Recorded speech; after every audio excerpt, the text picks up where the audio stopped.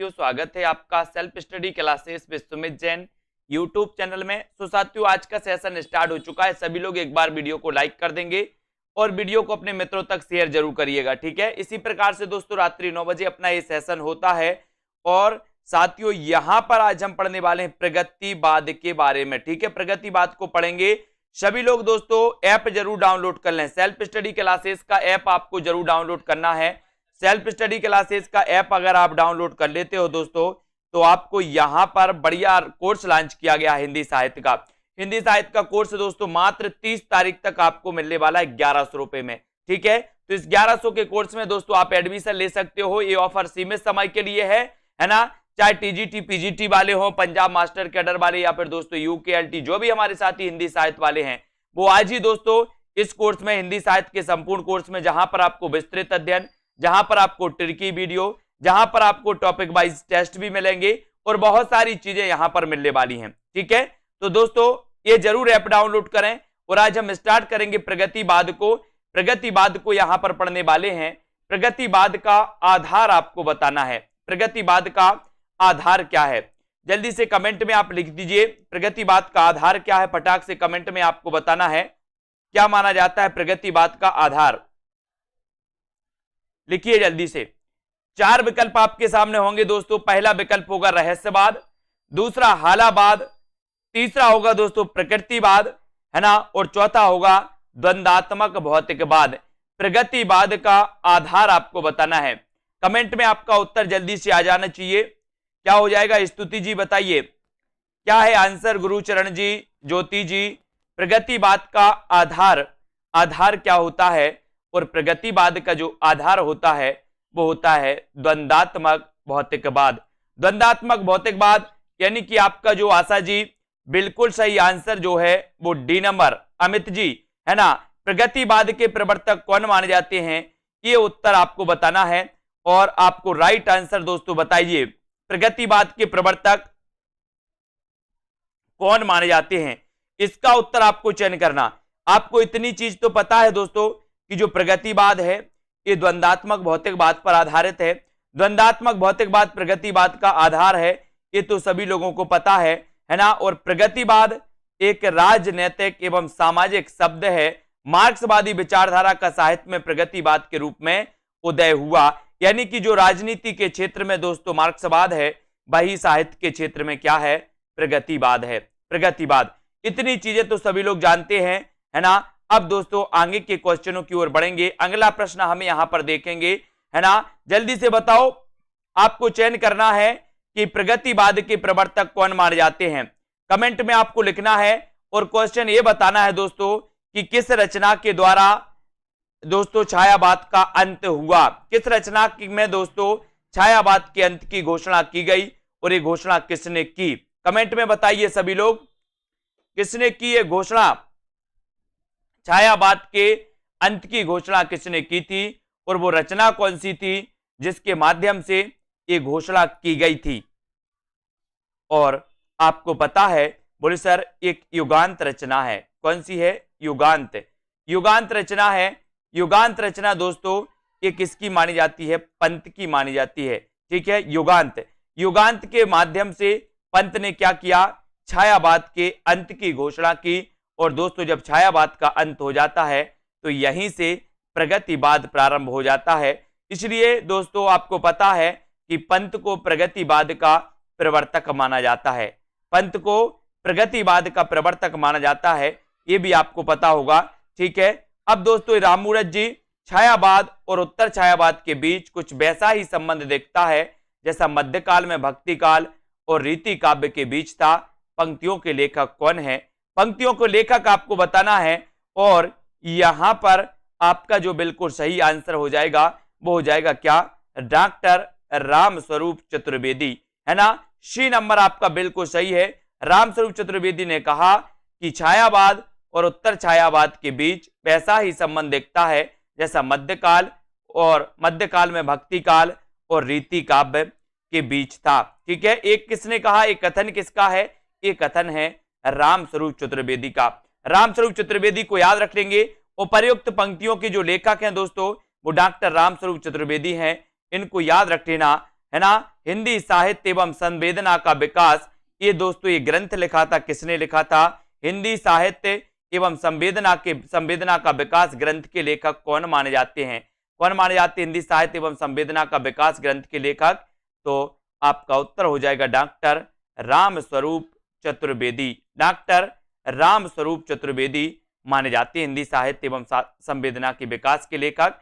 ठीक है, इसको याद रख लेंगे। अब अगला क्वेश्चन है, जमुन जल तुम काव्य के रचनाकार कौन माने जाते हैं? जमुन जल तुम काव्य के रचनाकार कौन है? भवानी प्रसाद मिश्र, धूमिल है, शिवमंगल से सुमन है, या फिर केदारनाथ अग्रवाल है? कमेंट में आपको लिखना है। यस, दूध जल्दी से आपको बताना है। जमुन जल तुम काव्य के रचनाकार कौन है? उत्तर चला जाता है केदारनाथ अग्रवाल, यानी कि आपका जो डी नंबर है वो बिल्कुल सही है ना। जमुन जल तुम काव्य के रचनाकार हैं केदारनाथ अग्रवाल। और दोस्तों जमुन जल तुम काव्य के रचनाकार केदारनाथ अग्रवाल हैं। और केदारनाथ अग्रवाल अपनी काव्य यात्रा के आरंभिक दौर में बालेंदु उपनाम से रचनाएं करते थे।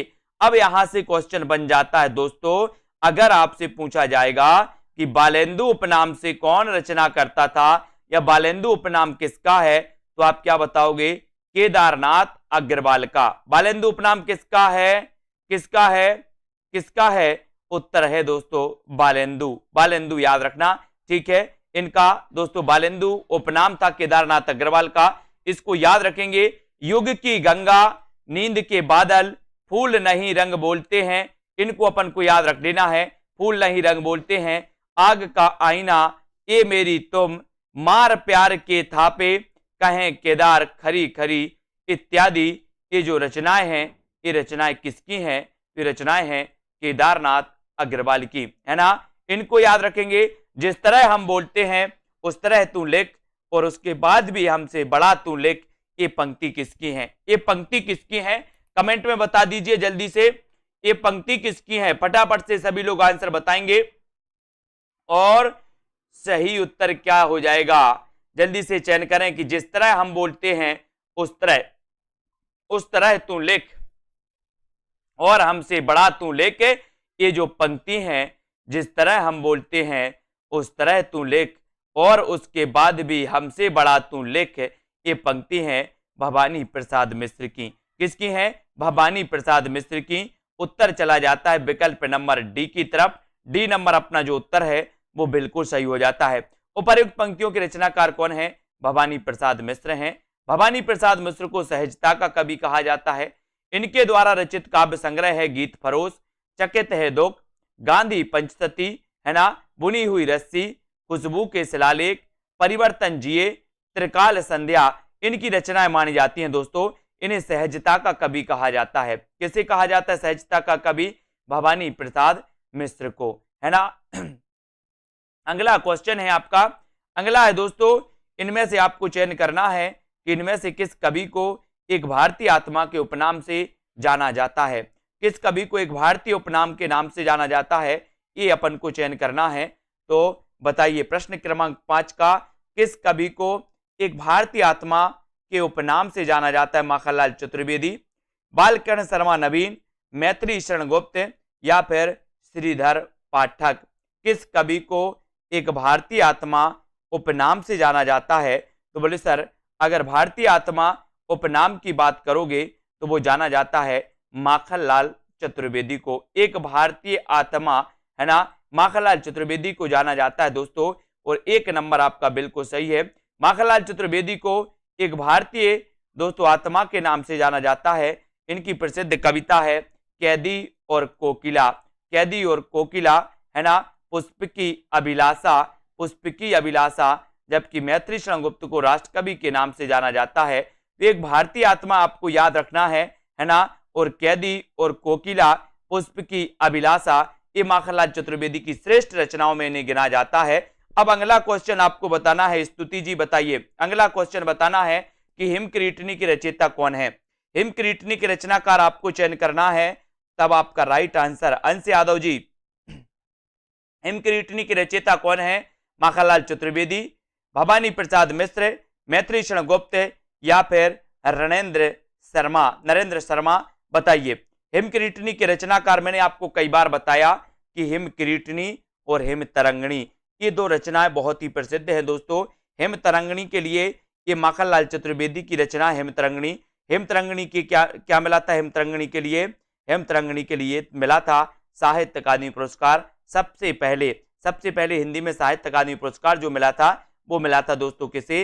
हिमतरंगिणी रचना के लिए। और हिमतरंगिणी रचना के रचनाकार कौन है? माखनलाल चतुर्वेदी। ठीक है, अब दोस्तों हिमकिरीटिनी की बात आती है तो हिमकिरीटिनी की रचयिता भी कौन माने जाते हैं? माखनलाल चतुर्वेदी यानी कि आपका उत्तर चला जाता है एक की तरफ। हिमकिरीटिनी की रचनाकार राष्ट्रीय काव्यधारा के प्रमुख कवि माखनलाल चतुर्वेदी हैं, अन्य नाम इसके असंगत हो जाएंगे। ठीक है, अगले क्वेश्चन की ओर हम बढ़ेंगे। रामधारी सिंह दिनकर के बारे में आपको बताना है कि रामधारी सिंह दिनकर की काव्य कृति कौन सी है? लोकायतन, कुरुक्षेत्र, आर्यावर्त या फिर उन्मुक्त। रामधारी सिंह दिनकर की काव्य कृति कौन सी है?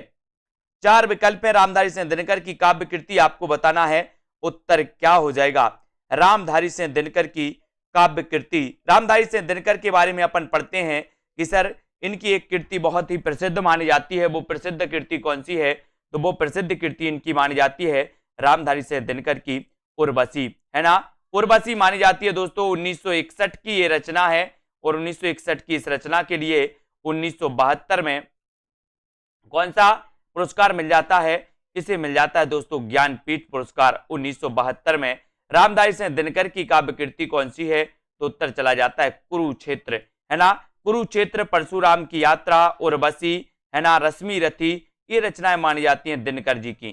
तो उत्तर कहां चला जाता है? विकल्प नंबर बी की तरफ। कुरुक्षेत्र रामधारी सिंह दिनकर की काव्य कृति है। रामधारी सिंह दिनकर राष्ट्रीय सांस्कृतिक धारा के कवि है।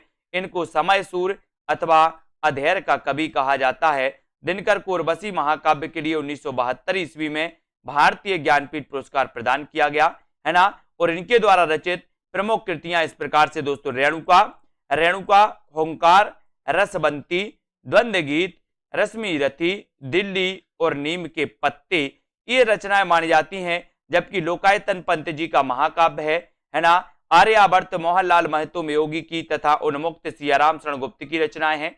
प्रगतिवाद के संदर्भ में इनमें से एक कथन सही नहीं है। वह कथन कौन सा है? वो कथन आपको चयन करना है। कौन सा कथन प्रगतिवाद के संबंध में सही नहीं है? चयन करिए। ये 4 विकल्प हैं, कथन भी आपके पास है, इस कथन का आपको चयन करना है। तो प्रश्न क्रमांक आपका यहां पर है और प्रगतिवाद के बारे में कौन सा कथन सही नहीं है? प्रगतिवाद जन चेतना के साथ प्रकृति और कल्पना लोक में सौंदर्य खोजता है, या फिर दोस्तों प्रगतिवाद ने पहली बार साहित्यिक चेतना को यथार्थवाद की ओर अग्रसर होने की प्रेरणा दी पहली बार, है ना। यह प्रगतिवाद की मूल प्रेरणा मार्क्सवाद से विकसित हुई, ये तो सही है। प्रगतिवाद सामाजिक यथार्थ की अभिव्यक्ति को नहीं रचना का उद्देश्य मानता है, को ही रचना का उद्देश्य मानता है। और प्रगतिवाद जन जीवन के साथ प्रकृति और कल्पना लोक में सौंदर्य खोजता है।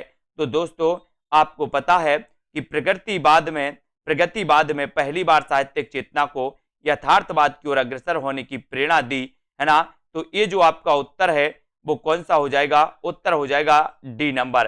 प्रगतिवाद सामाजिक यथार्थ की अभिव्यक्ति को ही रचना का उद्देश्य मानता है, ऐसा नहीं है। यानी कि आपका उत्तर चला जाता है विकल्प नंबर डी की तरफ। डी की तरफ आपका राइट आंसर हो जाता है, डी नंबर आपका सही हो जाता है। प्रगतिवाद जनजीवन के साथ प्रकृति और कल्पना लोक में सौंदर्य खोजता है। यह कथन प्रगतिवाद के संदर्भ में सही नहीं है ना। ठीक है, तो इसका उत्तर आपका दोस्तों ए नंबर सही हो जाएगा। प्रगतिवाद जनजीवन के साथ प्रकृति और कल्पना लोक में सौंदर्य खोजता है, यह कथन प्रगतिवाद के संदर्भ में सही नहीं है। यानी कि आपका जो एक नंबर है, ए नंबर सही होगा। इसमें प्रगतिवाद जनजीवन के साथ प्रकृति और कल्पना लोक में सौंदर्य खोजता है, एक नंबर आपका सही होगा। बाकी डी नंबर आपका सही है। डी नंबर प्रगतिवाद सामाजिक यथार्थवाद की अभिव्यक्ति को रचना को उद्देश्य मानता है, ये तो सही है। ये मिसप्रिंट है यहाँ पर, ए नंबर आपका सही हो जाएगा। ठीक है, प्रगतिवाद ने पहली बार साहित्यिक चेतना को यथार्थ की ओर अग्रसर होने की प्रेरणा दी, इसको अच्छे से देख लेना। प्रगतिवाद की मूल प्रेरणा मार्क्सवाद से विकसित हुई, ये भी बिल्कुल सही है। ठीक है, प्रगतिवाद सामाजिक यथार्थ की अभिव्यक्ति को ही रचना का उद्देश्य मानता है, ये भी बिल्कुल सही है। प्रगतिवाद शब्द का सर्वप्रथम प्रयोग 1942 ईस्वी में मुक्तिबोध ने अपने एक लेख प्रगतिवाद एक दृष्टि आगामी कल में किया था दोस्तों। तो ये भी आपको याद रख लेना, प्रगतिवाद का सर्वप्रथम प्रयोग किसने किया था? तो ये किया था मुक्तिबोध ने किया था। और दोस्तों इसको याद रखेंगे, प्रगतिवाद एक दृष्टि आगामी कल में किया था इन्होंने, इसको याद रखेंगे। हिंदी काव्य मासलवाद के प्रवर्तक माने जाते हैं, तो कौन माने जाते? मासलवाद कई बार पूछा गया, बताइए मासलवाद के जो प्रवर्तक माने जाते हैं वो कौन माने जाते हैं? मासलवाद के प्रवर्तक बताइए कौन माने जाते हैं? हिंदी काव्य में मासलवाद के प्रवर्तक माने जाते हैं तो कौन माने जाते हैं? ये तो अपन ने कई बार पढ़ा है कि सर हालाबाद अगर पूछो तो हरिवंश राय बच्चन, मासलवाद अगर पूछो तो रामेश्वर शुक्ल अंचल। ठीक है, तो इसको आपको याद रख लेना है कि रामेश्वर शुक्ल अंचल, ये नंबर आपका सही है ना। मासलवाद के प्रवर्तक, इसको थोड़ा सा पढ़ेंगे कि हिंदी काव्य में रामेश्वर शुक्ल अंचल मासलवाद के प्रवर्तक माने जाते हैं। ये छायावाद युग के उत्तरार्ध के कवि हैं, है ना। उनकी भाषा में नए विशेषण तथा नए उपमान प्रयुक्त हुए और इनके द्वारा रचित रचनाएं हैं मधुलिका, अपराजिता, किरण बेला, बरसांत के बाद, विराम चिन्ह आदि। वह हृदय नहीं है पत्थर है जिसमें स्वदेश का प्यार नहीं। ये प्रसिद्ध काव्य पंक्तियां निम्न में से किस कवि की हैं? कवि का नाम आपको बताना, विकल्प में मैं आपको दे रहा हूं। वह हृदय नहीं है पत्थर है जिसमें स्वदेश का प्यार नहीं, यहां पर आपका विकल्प आ जाएगा। इस विकल्प का आंसर आपको बताना है, यहां पर आ जाइए, ये विकल्प है आपके, है ना। तो ये पंक्तियां बताना है, ये पंक्तियां किसकी हैं? तो आप पहले ही समझ गए दोस्तों, यहां पर ये जो पंक्तियां हैं वो ज्ञा प्रसाद शुक्ल स्नेही की हैं, है ना, द्वारा रचित हैं दोस्तों। ये वह हृदय नहीं है पत्थर है जिसमें स्वदेश की प्रति प्रेम नहीं, है ना। तो बताइए अब, प्रगतिशील लेखक संघ किस स्तर की संस्था है? प्रगतिशील लेखक संघ किस स्तर की संस्था मानी जाती है? अंजू जी, कविता जी। प्रश्न क्रमांक 11, राष्ट्रीय स्तर की, अंतरराष्ट्रीय स्तर की, राज्य स्तरीय या फिर हिंदी भाषी प्रांतीय? तो प्रगतिशील लेखक संघ आपको बता है कि दोस्तों ये प्रगतिशील लेखक संघ किस स्तर की संस्था है? तो ये है अंतरराष्ट्रीय स्तर की ये संस्था है। और बी नंबर आपका सही है ना। प्रगतिशील लेखक संघ अंतरराष्ट्रीय स्तर की संस्था है। इसकी स्थापना 1935 में सज्जाद जहीर ने लंदन में की थी, 1935 में।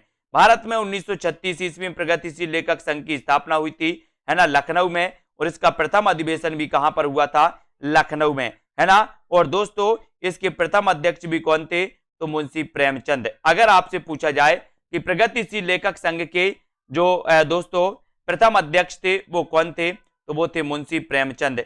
इनको याद रखेंगे। 1936 प्रगतिवाद के जन्म में किसका योगदान है? किसका योगदान है बताइए, किसका योगदान है? छायावादी, रोमानियत एवं पलायनवादी प्रवृत्ति का, प्रगतिशील लेखक संघ की स्थापना का, मार्क्सवादी प्रभाव या उपर्युक्त में से सभी? प्रगतिवाद के जन्म में किसका योगदान है? किसका योगदान है दोस्तों प्रगतिवाद के जन्म में?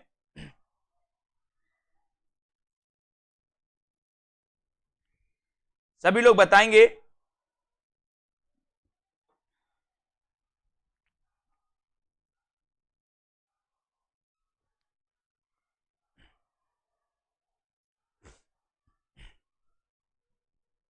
और राइट आंसर चला जाता है कि प्रगतिवाद के जन्म में किसका योगदान है? तो प्रयुक्त सभी, छायावाद, रोमानियत एवं पलायनवादी प्रवृत्ति का भी, प्रगतिशील लेखक संघ की स्थापना का, है ना, मार्क्सवादी प्रभाव, यानी कि उत्तर आपका डी नंबर बिल्कुल सही है। आधुनिक हिंदी साहित्य में प्रगतिवाद के जन्म में उपर्युक्त सभी परिस्थितियों का योगदान था।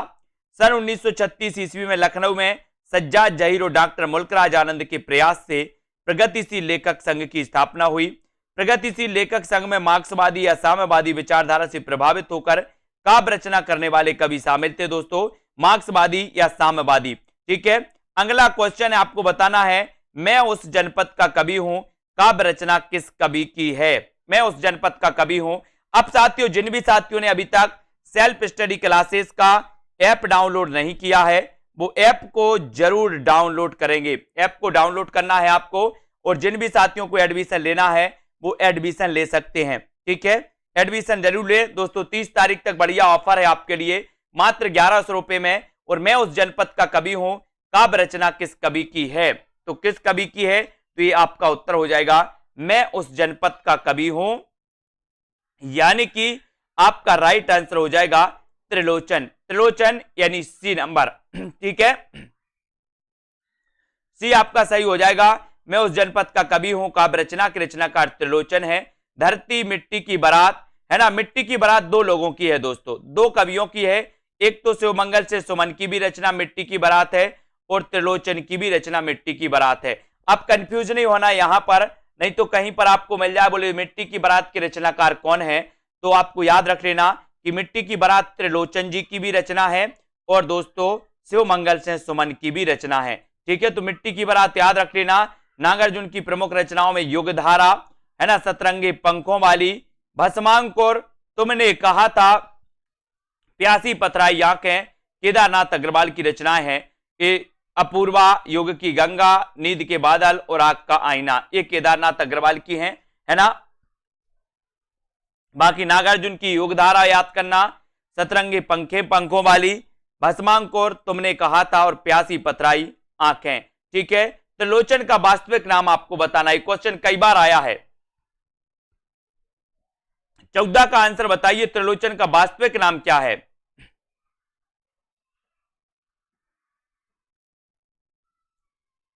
है ना, उत्तर बताना है, त्रिलोचन का वास्तविक नाम क्या है?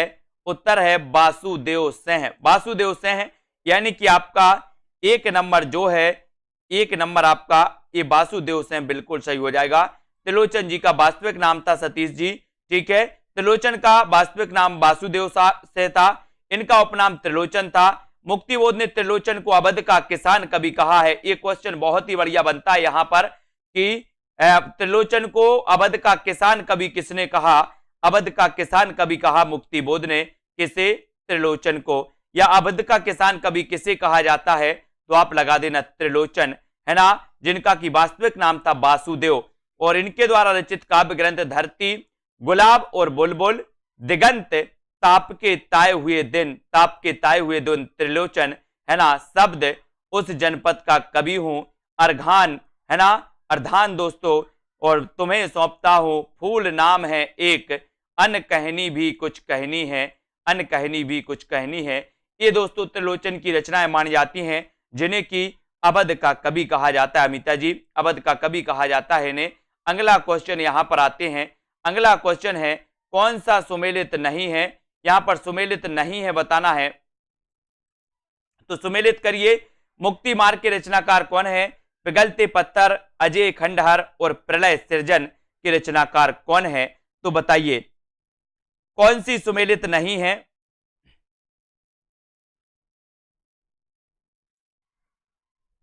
और यहां पर आपको पता है, बोले सर मुक्ति मार्ग ये तो भारत भूषण अग्रवाल की है, पिघलते पत्थर रांगे राघव की है, अजय खंडहर ये निराला की नहीं है ना, प्रलय सृजन ये शिवमंगल से सुमन की है, तो बिल्कुल सही है। लेकिन अजय खंडहर दोस्तों ये रांगे राघव की रचना मानी जाती है ना। मुक्ति मार्ग के रचनाकार कौन है? तो मुक्ति मार्ग आपको पता है कि मुक्ति मार्ग के रचनाकार तो कौन है? भारत भूषण अग्रवाल। पिघलते पत्थर की रचनाकार रांगे राघव, बिल्कुल सही है। अजय खंडहर की रचनाकार रांगे राघव हैं। और दोस्तों प्रलय सृजन ये शिवमंगल से सुमन की रचना है, ठीक है। इनमें से कौन सी नागार्जुन द्वारा रचित नहीं है? नागार्जुन द्वारा रचित कौन सी रचना है जो नागार्जुन द्वारा रचित नहीं है? पाषाणी, चंदना, या फिर ये चार विकल्प हैं, चार में से आप लोग चयन करिए, उत्तर क्या हो जाएगा इसका सही? कौन सी नागार्जुन द्वारा रचित नहीं है बताइए। पाषाणी नहीं है, रविंद्र के प्रति, चंदना, या फिर कला और बूढ़ा चांद। कौन सी रचना है जो दोस्तों नागार्जुन की नहीं है, ये आपको बताना है।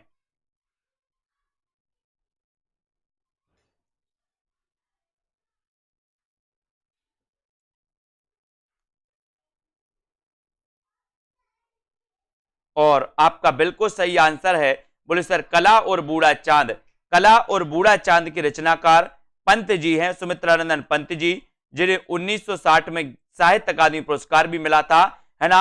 नागार्जुन की तो पाषाणी है, रविंद्र के प्रति है, चंदना भी है, लेकिन कला और बूढ़ा चांद नहीं है, यानी कि उत्तर आपका सी नंबर की तरफ चला जाता है। कला और बूढ़ा चांद नागार्जुन द्वारा रचित नहीं बल्कि ये पंत द्वारा रचित है दोस्तों। इस कृति पर 1960 में इन्हें साहित्य अकादमी पुरस्कार मिला था, है ना। जबकि बादल को घिरते देखा, पाषाणी, सिंदूर तिलकित भाल, तुम्हारी दंतुरिन मुस्कान, चंदना, पांच पूत भारत माता के, है ना। रविंद्र के प्रति कालिदास, हरिजन गाथा, अकाल और उसके बाद, और नागार्जुन द्वारा रचित ये रचनाएं मानी जाती है। हरिजन गाथा भी दोस्तों नागार्जुन की है ना। रविंद्र के प्रति कालिदास ये भी मानी जाती है। अगला क्वेश्चन है, कबीर के उपरांत हर विध्वंसकारी और जन विरोधी शक्ति को सर्वाधिक खुली चुनौती देने वाले साहित्यकार जो थे वो कौन थे, बताइए कौन थे। कबीर के उपरांत हर विध्वंसकारी और जन विरोधी शक्ति को सर्वाधिक खुली चुनौती देने वाले साहित्यकार हैं तो कौन है। निराला, नागार्जुन, दिनकर या फिर हरिऔध।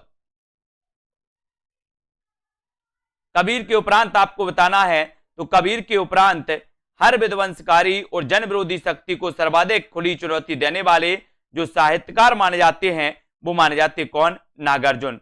कौन माने जाते हैं, नागार्जुन। और उत्तर चला जाता है विकल्प नंबर वी की तरफ, नागार्जुन आपका राइट आंसर है। कबीर के उपरांत हर विध्वंसकारी और जन विरोधी शक्ति को सर्वाधिक खुली चुनौती देने वाले साहित्यकार जो माने जाते हैं वो नागार्जुन। और नागार्जुन का एक क्वेश्चन आता है कि इनका वास्तविक नाम क्या था, तो इनका वास्तविक नाम क्या था दोस्तों, वैद्यनाथ मिश्र। नागार्जुन का वास्तविक नाम क्या था, तो उत्तर लगाना है वैद्यनाथ मिश्र। वे शुरुआती दिनों में माली उपनाम से रचना लिखते थे, है ना। और नागार्जुन एक कवि होने के साथ साथ उपन्यासकार और मैथिल के श्रेष्ठ कवियों में जाने जाते हैं। अब ये माली भी आपको याद रख लेना, ये नोट्स कर लेना। नागार्जुन का वास्तविक नाम वैद्यनाथ था, और दोस्तों कभी अगर माली उपनाम इनका पूछ लिया जाए तो इनका एक उपनाम माली भी है और इन्हें नागार्जुन भी कहा जाता है। तो नागार्जुन, माली और वैद्यनाथ मिश्र, है ना। वे शुरुआती दिनों में माली नाम से लिखते थे दोस्तों, ये भी आपको याद रख लेना, ठीक है। कौन, नागार्जुन। अगला क्वेश्चन है आपका, द्वंद्वात्मक भौतिक विकासवाद किस काव्यधारा का आधार है। नई कविता का, प्रगतिवाद का, समानांतर कविता का, या फिर इनमें से कोई नहीं।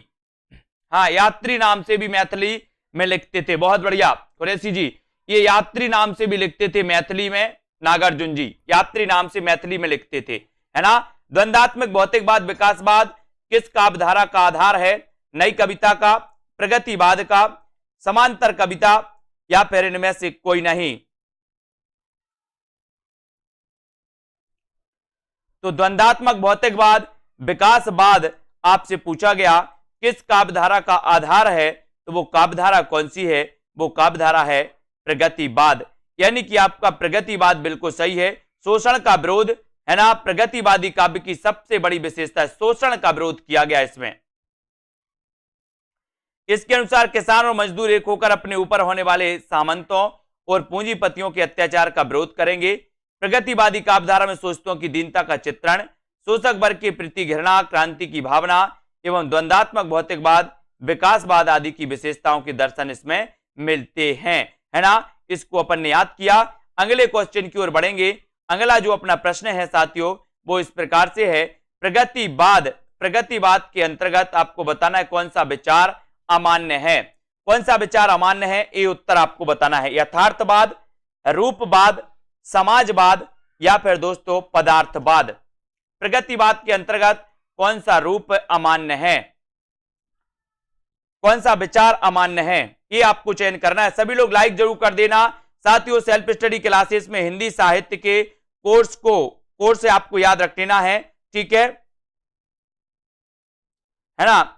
ये हिंदी साहित्य के कोर्स में दोस्तों आप एडमिशन ले सकते हैं मात्र 1100 रुपए में 30 तारीख तक, ठीक है। और प्रगतिवाद के अंतर्गत कौन सा विचार अमान्य है, तो उत्तर चला जाता है रूपवाद, यानी कि बी नंबर आपका बिल्कुल सही है, रूपवाद। प्रगतिवाद का सैद्धांतिक आधार मार्क्स का द्वंद्वात्मक भौतिकवाद है। राजनीति के क्षेत्र में जो समाजवाद है या साम्यवाद है तथा यथार्थवाद या पदार्थवाद है, साहित्य के क्षेत्र में वही प्रगतिवाद है ना। प्रगतिवाद काल में निम्नलिखित वर्ग के जीवन की प्रतिष्ठा हुई। इस युग के कवि जीवन के यथार्थ धरातल पर अवतीर्ण कर समाज के यथार्थ जीवन को देखता है और उसी को अभिव्यक्त करता है। प्रगतिवादी है ना। प्रगतिवादी कभी आत्मा परमात्मा की सृष्टि एवं जन्मांतर में विश्वास नहीं करता। वह प्रारंभ से ही अंधविश्वास और रूढ़ियों और परंपराओं का विरोध करता चला आ रहा है। कौन? प्रगतिवाद। अगला क्वेश्चन है, दो राह समय के रथ का दर्दनाद सुनो, है ना, और सिंहासन खाली करो कि जनता आती है। ये पंक्ति बताइए किसकी है? सिंहासन खाली करो कि जनता आती है। 20 का आंसर, 20 का बताओगे? दो राय के समय का उत्तर आपका बिल्कुल सही आंसर है यहां पर कि दोस्तों सिंहासन खाली करो कि जनता आती है। ये रामधारी सिंह दिनकर द्वारा उद्धृत जो पंक्तियां हैं दोस्तों बहुत ही महत्वपूर्ण हैं, कई बार एग्जाम में पूछी गई, है ना। दो राह समय के रथ का दर्दनाद सुनो, रामधारी सिंह दिनकर। तुमको पीड़ा में ढूंढा, तुमको ढूंढेगी पीड़ा। बहुत बढ़िया। तुमको पीड़ा में ढूंढा, तुमको पीड़ा में ढूंढा, तुमको ढूंढेगी पीड़ा।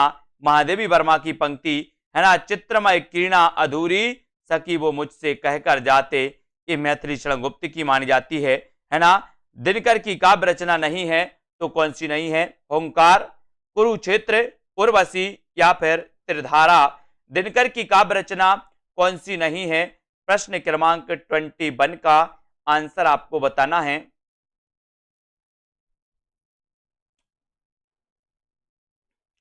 दिनकर की कौन सी नहीं है? तो अपन ने पढ़ा है कि सर ओंकार तो दिनकर की है, कुरुक्षेत्र भी दिनकर की है, उर्वशी के रचनाकार भी दिनकर हैं, लेकिन ये त्रिधारा तो ये बोले सर सुभद्रा कुमारी चौहान की है। त्रिधारा किसकी है? सुभद्रा कुमारी चौहान की। ओंकार, रश्मि, कुरुक्षेत्र, है ना, ये दिनकर की मानी जाती हैं। और दोस्तों दिनकर की अन्य रचनाओं में कुरुक्षेत्र, परशुराम की प्रतीक्षा, उर्वशी, रश्मिरति, नील कुसुम, रेणुका, ओंकार आदि ये दिनकर की गद्य रचनाएं हैं। संस्कृति के 4 अध्याय, शुद्ध कविता की खोज, है ना, दिनकर की ये डायरी है। अधेर का कवि किसे कहा जाता है? उत्तर चयन करिए। बढ़िया प्रश्न है, लाइक सभी लोग जरूर कर दें। और साथियों जिन भी साथियों ने ऐप को डाउनलोड नहीं किया सेल्फ स्टडी क्लासेस का, उस ऐप को जरूर डाउनलोड करें। जिन भी साथियों को कोर्स लेना है अभी तक आप कोर्स ले सकते हैं पंजाब मास्टर कैडर के लिए, UKLT, TGT, PGT, junior, super TET exam के लिए, है ना। अधेर का कवि किससे कहा जाता है? अधेर का कवि कहा जाता है दिनकर को, दिनकर को कहा जाता है। और 1 नंबर आपका दिनकर बिल्कुल सही हो जाता है। राष्ट्रीय सांस्कृतिक काव्यधारा के सबसे सशक्त कवि रामधारी सिंह दिनकर को अधेर का कवि कहा जाता है। दिनकर जी का जन्म सिमरिया जिले मुंगेर बिहार में हुआ था। आप बिहार सरकार के अधीन सब रजिस्ट्रार, राज्यसभा के सदस्य, भागलपुर विश्वविद्यालय के उपकुलपति जो दोस्तों आप रह चुके हैं, इनके बारे में अपन को याद रखना है। अगले प्रश्न की ओर हम चर्चा करेंगे कि प्रगतिवाद में किस विचारधारा का उदय माना जाता है? बताइए। सरल क्वेश्चन और बढ़िया क्वेश्चन है दोस्तों। प्रगतिवाद में किस विचारधारा का उदय माना जाता है? बिल्कुल इन्हें अनल का कवि भी कहा जाता है, अधेर का कवि भी कहा जाता है, रामधारी सिंह दिनकर को, है ना, आग और राख का कवि भी कहा जाता है। और प्रगतिवाद में किस विचारधारा का उदय माना जाता है? मार्क्सवाद का, प्रयोगवाद का, छायावाद का या फिर जनवाद? प्रगतिवाद में किस विचारधारा का उदय माना जाता है? तो अपन ने कई बार पढ़ा है कि सर प्रगतिवाद में मार्क्सवाद का उदय माना जाता है। और उत्तर चला जाता है विकल्प नंबर 1 की तरफ। ये नंबर आपका सही है। प्रगतिवाद में मार्क्सवाद विचारधारा का उदय माना जाता है। इस समाज को शोषक व शोषित वर्ग 2 वर्गों में बांटता है। हिंदी साहित्य में प्रगतिवाद सन 1936 ईस्वी से 1943 ईस्वी तक माना जाता है दोस्तों। और 1936 में लखनऊ में मुंशी प्रेमचंद की अध्यक्षता में पहला सम्मेलन नागार्जुन, केदारनाथ अग्रवाल, रामविलास शर्मा, नामवर सिंह आदि इस वाद के प्रमुख साहित्यकार भी रहे हैं प्रगतिवाद के, है ना। अगला क्वेश्चन है कि हिंदी साहित्य में प्रगतिवाद का उदय कब से माना जाता है? बताइए। 4 विकल्प हैं। हिंदी साहित्य में प्रगतिवाद का उदय आपको बताना है, तब आपका राइट आंसर क्या होगा? हिंदी साहित्य में प्रगतिवाद का उदय आपको चयन करना है कि प्रगतिवाद का उदय कब से माना जाता है। और यहां पर अपन ने ऊपर ही पढ़ा है कि सर प्रगतिवाद की बात करते हो तो 1936 से लेकर के 1943 का जो काल था वो क्या था, प्रगतिवाद का काल था। और उत्तर आपका बी नंबर बिल्कुल सही है, प्रगतिवाद में। ठीक है, हिंदी साहित्य में प्रगतिवाद का उदय 1936 ईस्वी से माना जा सकता है। और सन 1936 ईस्वी में लखनऊ में प्रेमचंद की अध्यक्षता में प्रगतिशील लेखक संघ का एक सम्मेलन हुआ।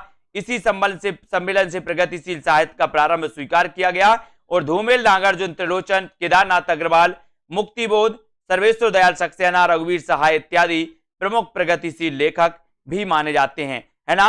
अगला क्वेश्चन है दोस्तों कि लखनऊ में आयोजित प्रगतिशील लेखक संघ के प्रथम अधिवेशन के अध्यक्ष कौन थे, बताइए।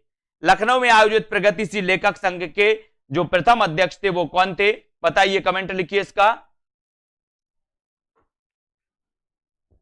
और यहां पर आपका बिल्कुल सही आंसर है कि सर 1936 में जो लखनऊ में प्रथम प्रगतिशील सम्मेलन हुआ था उसके अध्यक्ष थे कौन, प्रेमचंद। कौन थे, प्रेमचंद। सन 1935 ईस्वी में एम फास्टर के सभापतित्व में प्रोग्रेसिव राइटर्स एसोसिएशन नामक अंतरराष्ट्रीय संस्था का प्रथम अधिवेशन पेरिस में हुआ।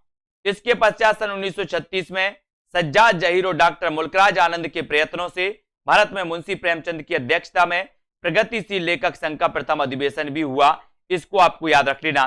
ठीक है, अबे सुनबे गुलाब भूल मत घर पाई खुशबू रंगो आब, ये पंक्ति किसकी है, ये पंक्ति आपको बताना है। उत्तर क्या हो जाएगा, लाइक जरूर करिए सभी लोग, लाइक करिए जल्दी से।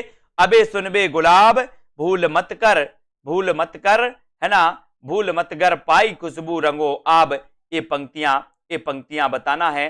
संबंध है तो किससे है, प्रगतिवाद से है, प्रयोगवाद से है, या फिर दोस्तों समानांतर कविता से। तो ये भूल मत कर पाई खुशबू रंगो आब, ये प्रगतिवाद से है। और उत्तर एक नंबर आपका बिल्कुल सही है, ये नंबर आपका सही है। ठीक है, टीजीटी पीजीटी के लिए दोस्तों जल्द ही 125 प्रश्नों के मॉडल टेस्ट पेपर लॉन्च हो रहे हैं। जिन भी साथियों को दोस्तों मॉडल टेस्ट पेपर में एडमिशन लेना है वो ले सकते हैं, जल्द ही लॉन्च होंगे। 125 में से आप प्रगतिवादी कवि हैं, तो प्रगतिवादी कवि कौन है आपको कमेंट में लिखना है, जल्दी से लिखिए। प्रगतिवादी कवि कौन माने जाते हैं, जयशंकर प्रसाद, मुक्तिबोध, केदारनाथ अग्रवाल या फिर हरिवंश राय बच्चन। ये आपके दोस्तों 27वां प्रश्न है, कल अपन ने यहां तक पढ़ लिया था। अब आपको चयन करना है, उत्तर आपको बताना है कि कौन प्रगतिवादी कवि हैं। लिखिए सभी लोग, 4 विकल्प हमारे सामने मौजूद हैं, 4 में से आपको आंसर का चयन करना है, प्रगतिवादी कवि बताना है। और यहां पर आपका राइट आंसर जो हो जाएगा दोस्तों वो हो जाएगा क्या, केदारनाथ अग्रवाल। केदारनाथ अग्रवाल के दोस्तों इनके बारे में पढ़ा होगा आपने कि केदारनाथ अग्रवाल जो हैं ये प्रगतिवादी कवि माने जाते हैं। दोस्तों इसके पहले हमने प्रगतिवाद के बारे में पढ़ा कि प्रगतिवाद मार्क्सवाद से प्रभावित माना जाता है ना। और प्रगतिवादी दोस्तों आपने आलोचक पढ़े होंगे एक रामविलास शर्मा, है ना। और प्रगतिवाद में दोस्तों अपन ने देखा कि प्रगतिवाद के जो प्रवर्तक माने जाते हैं वो कौन माने जाते हैं, सुमित्रानंदन पंत। प्रगतिवाद के प्रवर्तक कौन माने जाते हैं, अगर एक क्वेश्चन आपसे पूछा जाए कभी कि प्रगतिवाद के प्रवर्तक कौन माने जाते हैं तो आपको लगाना है सुमित्रानंदन पंत। ठीक है, और केदारनाथ अग्रवाल प्रगतिवादी कवि हैं, इनके द्वारा रचित कृतियां युग की गंगा, नींद के बादल, फूल नहीं रंग बोलते हैं, आग का आईना और अपूर्वा, ये सारी की सारी जो रचनाएं हैं दोस्तों ये क्या मानी जाती हैं, ये प्रगतिवादी कवि की रचनाएं मानी जाती हैं, प्रगतिवादी कवि यानी कि केदारनाथ अग्रवाल की। ठीक है, फिर इसके बाद जो अपना अगला क्वेश्चन होगा वो इस प्रकार से आपको यहां पर बताना है कि प्रगतिवाद के प्रमुख कवि कौन नहीं है, बताइए। नहीं है बताना है, 4 विकल्प है, अब नहीं है चयन करना है आपको। 28 का आंसर चयन करिए, प्रगतिवादी कवि कौन नहीं है, चयन करें। प्रश्न क्रमांक 28, नागार्जुन, दिनकर, मुक्तिबोध या फिर अज्ञेय। तो फटाक से देखते हैं सबसे पहले आंसर किसका आता है, कौन सबसे पहले आंसर बताता है। प्रगतिवादी कवि कौन नहीं है इसका आंसर आपको बताना है। तो आपने पढ़ा है कि नागार्जुन तो हैं, इनका वास्तविक नाम क्या था, इनका वास्तविक नाम था बैद्यनाथ नागार्जुन का, है ना। ये तो प्रगतिवादी माने जाते हैं, दिनकर भी हैं, है ना। और कौन नहीं है दोस्तों, अज्ञेय, पुलिसर अज्ञेय, ये प्रगतिवादी कवि हैं। तब प्रगतिवाद के प्रमुख कवि नहीं है, तो प्रमुख कवि कौन नहीं है? प्रमुख कवि नहीं है, सी नंबर, है ना। अज्ञे प्रमुखता प्रयोगवादी एवं नई कविता के कवि हैं, ना कि प्रगतिवाद के। नागार्जुन, दिनकर एवं मुक्तिबोध दोस्तों ये माने जाते हैं अपने काय के प्रगतिवाद के। ठीक है, 29 का आंसर आपको चयन करना है, चयन करिए। 29 का आंसर आप चयन करेंगे। पुष्प की अभिलाषा नामक प्रसिद्ध कविता किसने लिखी? बढ़िया क्वेश्चन है, सरल क्वेश्चन है, आसान क्वेश्चन है, सभी से आना चाहिए। बताइए, तो पुष्प की अभिलाषा नामक प्रसिद्ध कविता किसने लिखी? 29 का ये उत्तर आपको चयन करना है। किसने लिखी पुष्प की अभिलाषा? करिए चयन, और यहां पर आपका बिल्कुल सही आंसर हो जाएगा। बात पुष्प की अभिलाषा की हुई है, तो पुष्प की अभिलाषा नामक प्रसिद्ध जो कविता है, ये कविता किसने लिखी? तो ये लिखी है किसने? माखनलाल चतुर्वेदी ने। माखनलाल चतुर्वेदी, यानी कि आपका उत्तर चला जाता है विकल्प नंबर 1 की तरफ। ये नंबर आपका बिल्कुल सही हो जाता है। ठीक है, माखनलाल चतुर्वेदी ने ये दोस्तों लिखी है, इसको याद रख लेना। माखनलाल चतुर्वेदी द्वारा लिखित ये पुष्प की अभिलाषा कविता सभी लोगों को लगभग पता है। हिंदी के आधुनिक काल के द्विवेदी युगीन कवि माखनलाल चतुर्वेदी राष्ट्रीय काव्यधारा के कवि हैं और एक भारतीय आत्मा उपनाम से प्रसिद्ध हैं। अगर कभी आपसे पूछा जाए कि एक भारतीय आत्मा उपनाम से प्रसिद्ध जो हैं वो कौन है, तो आप क्या लगाओगे? माखनलाल चतुर्वेदी। ठीक है, पुष्प की अभिलाषा वीर रस से पूर्ण राष्ट्रीय कविता लिखी, है ना। हिम किरीटनी इनकी रचना है, हिम तरंगणी, माता तथा समर्पण आदि माखनलाल चतुर्वेदी के काव्य संग्रह माने जाते हैं। कुमकुम, रश्मि रेखा, अपलक, क्वासी, हम बिस्पाई जन्म के, विनोबा स्तबंध तथा उर्मिला, ये बालकन शर्मा नवीन की रचनाएं मानी जाती हैं। ठीक है, और आपको पता है मिलन, पथिक, मानसी, स्वप्न, कविता, कुमोदी आदि ये रामनरेश त्रिपाठी की रचनाएं हैं।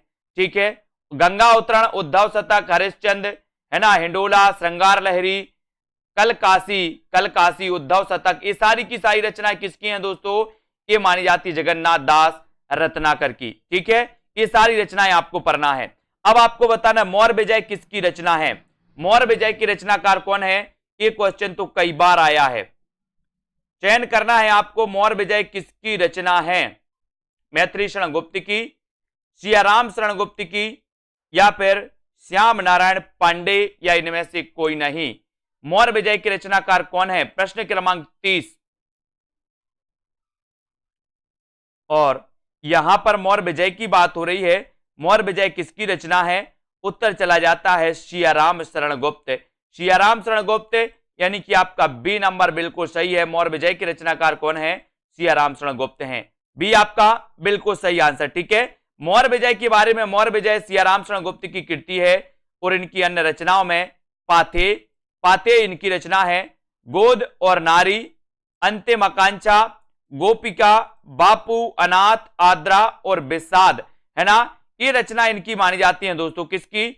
सियाराम शरण गुप्त की। और मौर्य विजय एक कई बार एग्जाम में पूछी गई। ठीक है, तो आपका उत्तर बी की तरफ चला जाता है। प्रगतिशील लेखक संघ की स्थापना कब की गई?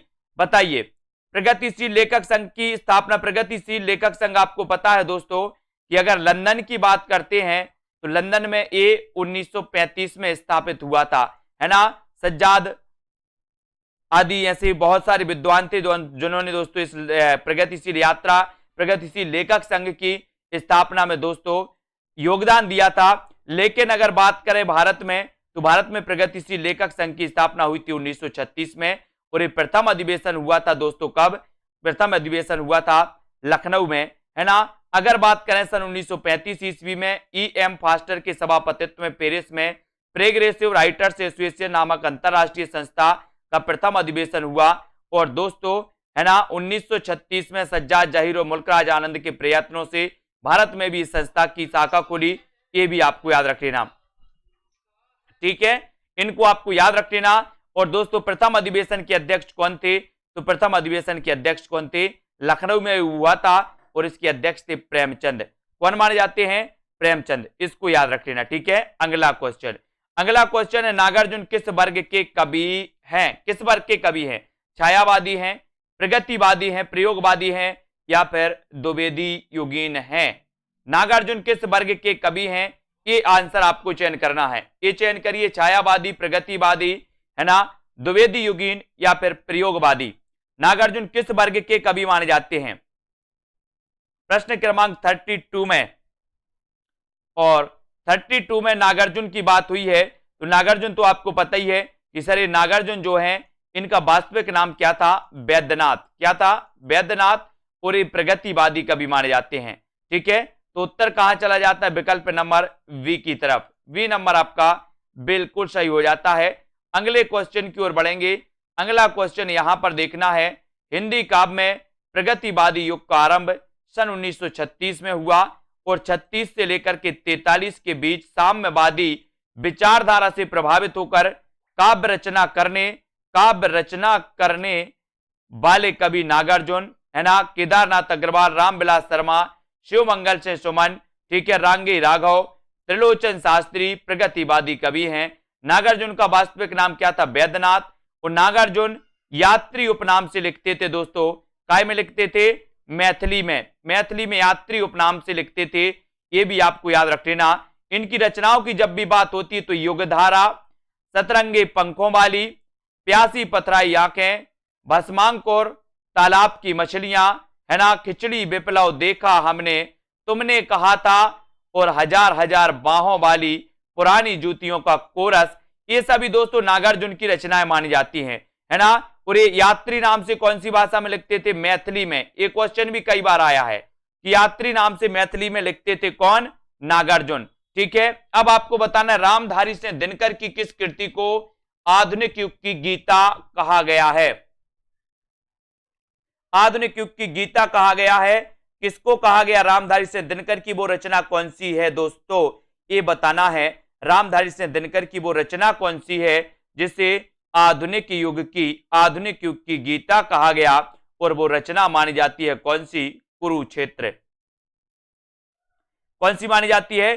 कुरुक्षेत्र। ये आधुनिक युग की इसे गीता कहा जाता है। रेणुका, हुंकार, उर्वशी और कुरुक्षेत्र, ये चारों ही रचनाएं किसकी हैं? ये दिनकर की हैं। रेणुका भी दिनकर की है ना, हुंकार भी दिनकर की है, उर्वशी भी दिनकर की है, कुरुक्षेत्र भी दिनकर की है। लेकिन आधुनिक युग की गीता कहा जाता है किसे? कुरुक्षेत्र को, है ना, कुरुक्षेत्र को। रामधारी सिंह दिनकर की कृति कुरुक्षेत्र को आधुनिक युग की गीता कहा गया। उर्वशी इनकी प्रसिद्ध कृति है। दिनकर की कुछ रचनाओं में रेणुका, हुंकार, नील कुसुम, उर्वशी, सीपी और शंख, रश्मि लोक, आत्मा की आंखें, हिमालय का संदेश, कलिंग विजय और बुद्ध देववादी इनकी रचनाएं मानी जाती हैं किसकी? दिनकर जी की। अगला क्वेश्चन है आयुष जी, हल्दी घाटी वीर रस प्रधान प्रबंध काव्य है तो कौन सा है? हल्दी घाटी वीर रस प्रधान प्रबंध काव्य है श्याम नारायण पांडे, नवीन, सोहनलाल द्विवेदी या फिर इनमें से कोई नहीं। हल्दी घाटी वीर रस प्रधान प्रबंध काव्य कौन सा है? 34। और हल्दी घाटी वीर रस प्रधान प्रबंध काव्य अगर आपसे पूछा गया है तब आपका हल्दी घाटी वीर रस प्रधान प्रबंध काव्य जो माना जाता है वो माना जाता है श्याम नारायण पांडे, है ना, श्याम नारायण पांडे। यानी कि ये नंबर आपको बोले श्याम को हल्दी, श्याम को क्या लग रही है? हल्दी लग रही है, तो हल्दी से हल्दी घाटी और श्याम से श्याम नारायण पांडे, है ना। तो उत्तर कहां चला जाता है? विकल्प नंबर ए की तरफ। ये नंबर अपना सही हो जाता है। हल्दी घाटी श्याम नारायण पांडे की कृति है, यह वीर रस प्रधान काव्य है और इनकी अन्य महत्वपूर्ण रचनाएं हैं जय हनुमान, है ना, तुमुल, रिमझिम, हल्दी घाटी तथा जौहर, ये मानी जाती है श्याम नारायण पांडे की रचनाएं। हल्दी घाटी तो याद रख लेना, ये तो पूछी जाती है। रामधारी सिंह दिनकर को किस कृति पर ज्ञानपीठ पुरस्कार प्राप्त हुआ दोस्तों? कौन सी कृति पे इन्हें ज्ञानपीठ पुरस्कार मिला था? दिनकर जी को उर्वशी के लिए, कुरुक्षेत्र के लिए, सामधैनी के लिए या फिर हुंकार के लिए? करिए चयन।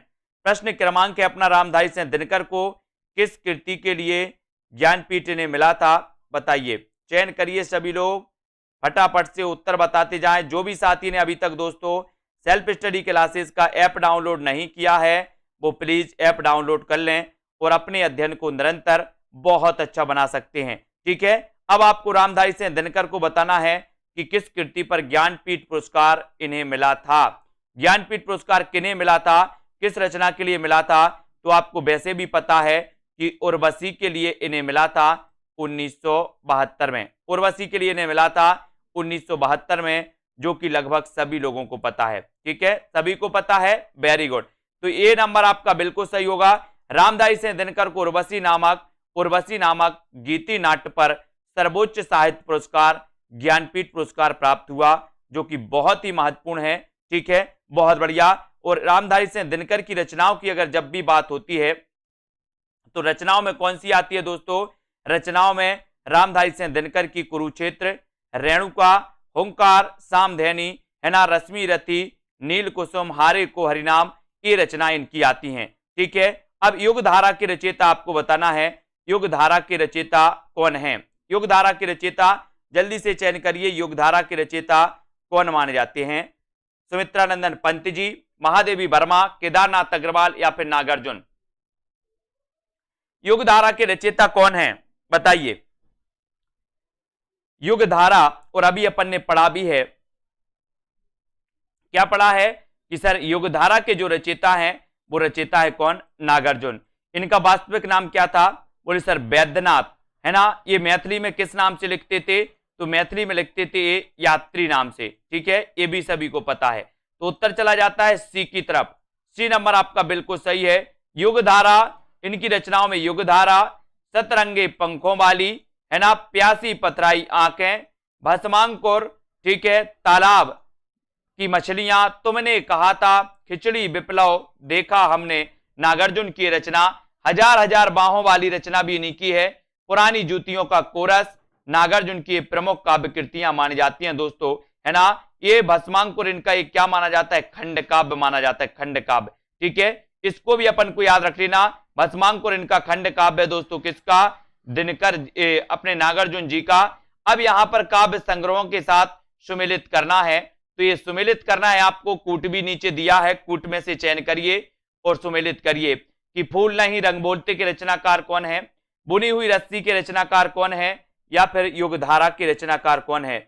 जल्दी से बताइए सभी लोग, बुनी हुई रस्सी के रचनाकार कौन है, कमेंट में लिखिए। बुनी हुई रस्सी के रचनाकार कौन माने जाते हैं, कमेंट में आपको लिखना है। बुनी हुई रस्सी, और नागार्जुन की कौन सी कृति है, केदारनाथ अग्रवाल की कौन सी है, भवानी प्रसाद मिश्र की कौन सी कृति है। हाँ, माली भी इनका उपनाम है, दिनेश जी बिल्कुल सही, है ना। तो यहां पर आपका उत्तर चला जाएगा दोस्तों क्या, सी की तरफ। ठीक है, ठीक है, सी तरफ आपका बिल्कुल सही हो जाएगा। यानी कि दोस्तों नरेंद्र शर्मा का अपन ने देखा प्रवासी के गीत, ये है ना। नागार्जुन की अपन ने युगधारा पढ़ी है, केदारनाथ अग्रवाल की फूल नहीं रंग बोलते हैं, भवानी प्रसाद मिश्र की बुनी हुई रस्सी, है ना। तो इस प्रकार से अपना ये हो जाएगा। यहां पर देख लो सीधे सीधे, बोले सर, है ना, नरेंद्र शर्मा प्रवासी के गीत, नरेंद्र शर्मा की रचना प्रवासी के गीत है, नागार्जुन की रचना युगधारा है, केदारनाथ अग्रवाल फूल नहीं रंग बोलते हैं, ठीक है, भवानी प्रसाद मिश्र बुनी हुई रस्सी, और कुंवर नारायण आत्मजयी, आत्मजयी। ठीक है, बालकृष्ण शर्मा नवीन का सर्वप्रथम प्रकाशित काव्य संग्रह है तो कौन सा है। बालकृष्ण शर्मा नवीन का हमें बताना है क्वासी, उर्मिला, रश्मि रेखा या फिर कुमकुम। यानी कि आपका 38 का आंसर बालकृष्ण शर्मा नवीन का सर्वप्रथम प्रकाशित जो काव्य संग्रह है वो आपको बताना है, वो कौन सा है, सर्वप्रथम प्रकाशित बताना है। और अपन ने पढ़ा भी है, कौन सा है सर्वप्रथम, क्वासी। 38 का आंसर बताना है आपको। और यहां पर आपका राइट आंसर हो जाएगा कुमकुम, है ना। बालकृष्ण शर्मा नवीन का सर्वप्रथम प्रकाशित जो काव्य संग्रह है वो काव्य संग्रह है कुमकुम। यानी आपका उत्तर डी नंबर, कुमकुम सही होगा। बालकृष्ण शर्मा नवीन का प्रथम प्रकाशित जो कविता संग्रह है दोस्तों वो कुमकुम है ना। इसके अतिरिक्त नवीन के अन्य काव्य ग्रंथ उर्मिला, आपलक, रश्मि रेखा और क्वासी ये माने जाते। ठीक है, कौन सी रचना रामधारी सिंह दिनकर की नहीं है, रामधारी सिंह दिनकर की कौन सी रचना नहीं है बताइए जल्दी से, कौन सी रचना नहीं है दिनकर जी की। चयन करेंगे सभी लोग, दिनकर जी की कौन सी रचना नहीं मानी जाती।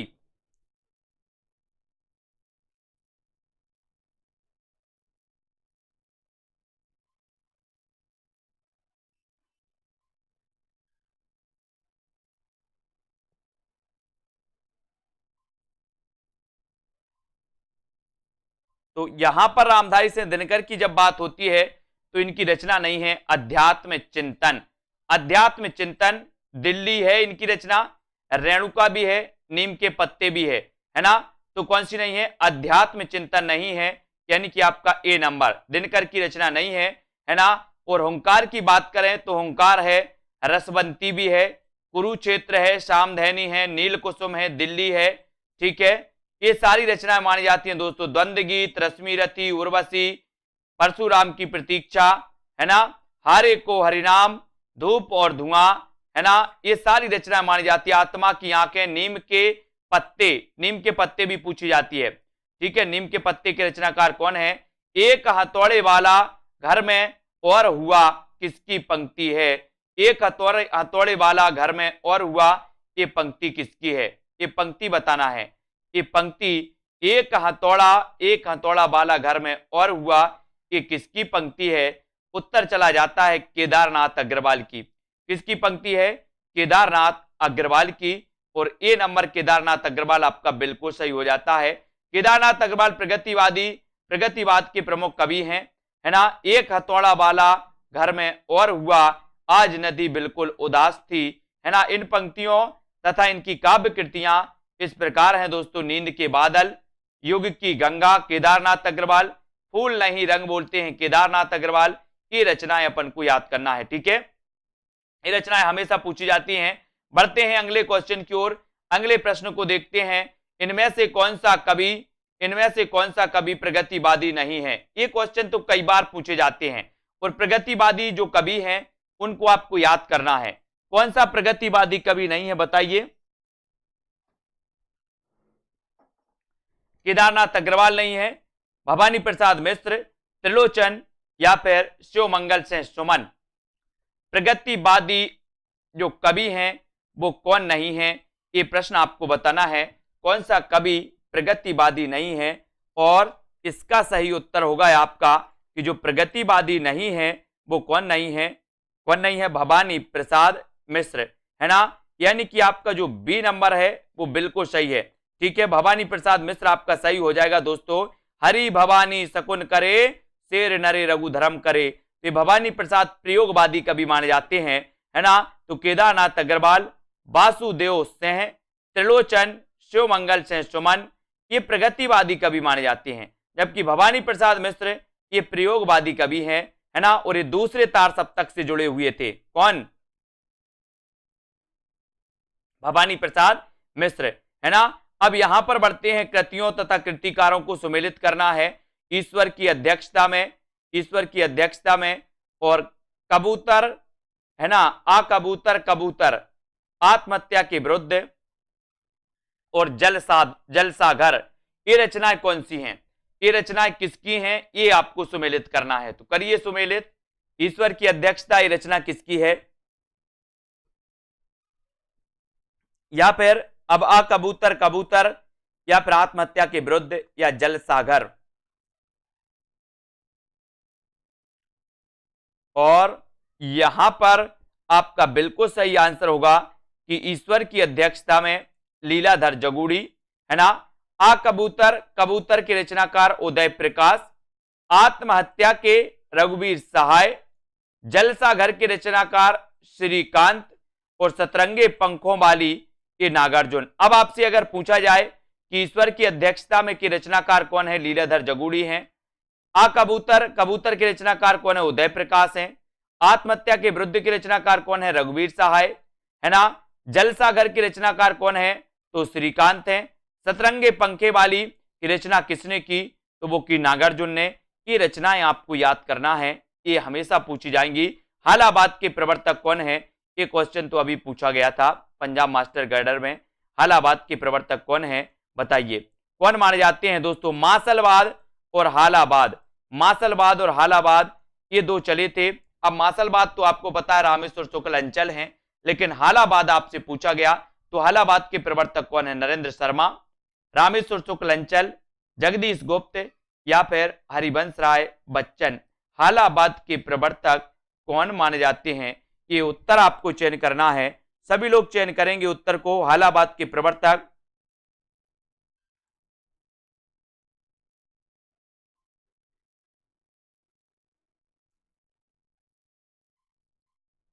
और आपने बताया है कि सर हालाबाद के प्रवर्तक अगर आपने पूछा है तो आप हरिवंश राय बच्चन को लगा दीजिए।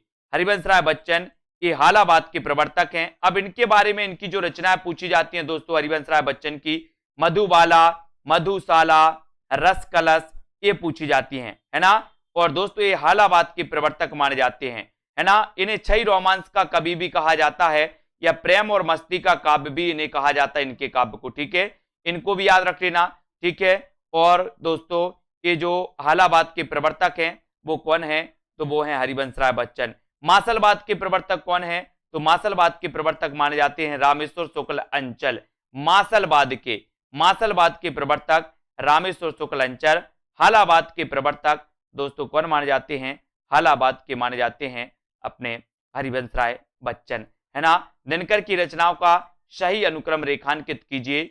ओंकार, रेणुका, रसवंती, उर्वशी, इनका क्रम आपको बताना है।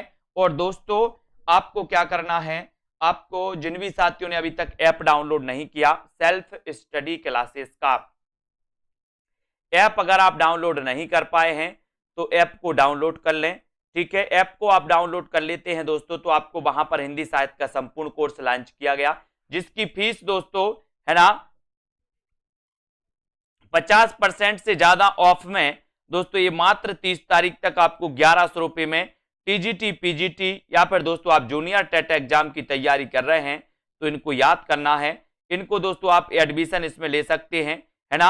हिंदी साहित्य के और ओंकार, रेणुका, रसवंती और उर्वशी ये जो रचनाएं हैं ये इनकी क्रमबद्ध हो जाएंगी, यानी कि उत्तर चला जाता है आपका ओंकार, है ना। ओंकार, रेणुका, रसवंती और उर्वशी, यानी कि आपका जो ये नंबर है वो बिल्कुल सही है, ठीक है। ये नंबर आपका राइट आंसर हो जाएगा। अब थोड़ा सा यहां पर देख लेते, इनका विस्तृत अध्ययन देख लेते यहां पर, है ना।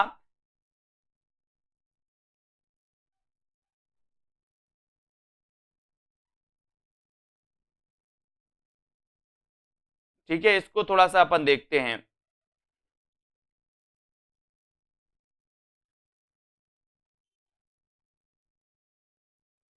है ना। वैसे ये जो बी नंबर है दोस्तों, ये बी नंबर सही होगा, इसका बी नंबर, रेणुका, रसवंती, उर्वशी और ओंकार, ठीक है, बी नंबर। इसको देख लो थोड़ा सा, ये बी नंबर सही, हाँ ऑप्शन गलत है, रेणुका, ओंकार ये आता है, ऑप्शन गलत है उसका। रेणुका, ओंकार, रसवंती, द्वंद्व गीत, कुरुक्षेत्र, सामधेनी, रश्मि रथी, नील कुसुम, दिल्ली, उर्वशी, ठीक है। इनको देख लो, वो तो ठीक है, ठीक है। गलत है, वो ऑप्शन गलत है। रेणुका, ओंकार, रसवंती, ठीक है, द्वंद्व गीत, कुरुक्षेत्र, सामधेनी, रश्मि रथी, है ना, नील कुसुम, दिल्ली, उर्वशी, परशुराम की प्रतीक्षा, आत्मा की आंखें, हारे के हरिनाम, है ना, धूप और धुआं, नीम के पत्ते और इतिहास के आंसू, ये रचनाएं आपको याद रख लेना, ठीक है। ये हमेशा पूछी जाती हैं। अगला क्वेश्चन यहां पर देखो, अगला क्वेश्चन है रचनाकारों के सामने रचनाओं को हमें सुमेलित करना है। सतरंगिणी, है ना, और बताना है सतरंगिणी, सतरंगी पंखों वाली, अड़िमा या फिर रितंबरा, बताइए। सतरंगिणी, निराला, सतरंगी पंखों वाली, अड़िमा या फिर रितंबरा, ये रचनाएं किसकी हैं?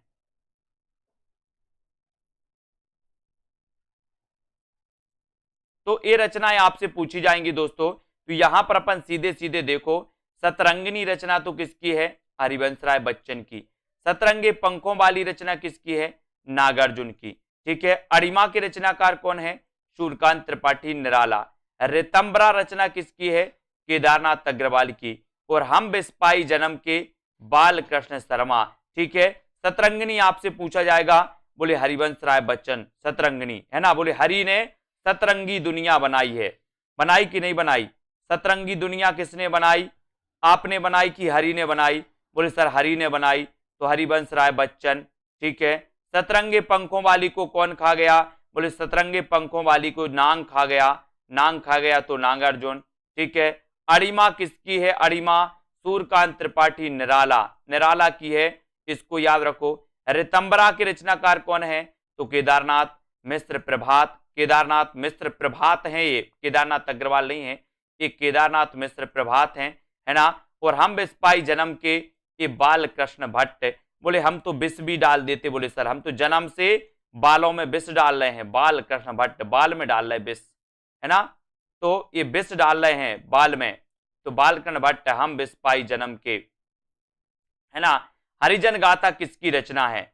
हरिजन गाथा के रचनाकार बताना है, धूमिल है, आलोक धनवा है, लीलाधर जगुड़ी या फिर नागार्जुन। हरिजन धनवा की किसकी रचना मानी जाती है? प्रश्न क्रमांक 46 में। और 46 में आपको पता है हरिजन गाथा नागार्जुन, हरिजन गाथा के रचनाकार कौन है? तो हरिजन गाथा के रचनाकार नागार्जुन माने जाते, ठीक है। वैद्यनाथ इनका वास्तविक नाम, यात्री और दोस्तों माली, यात्री और माली भी इनका उपनाम था, माली, ठीक है।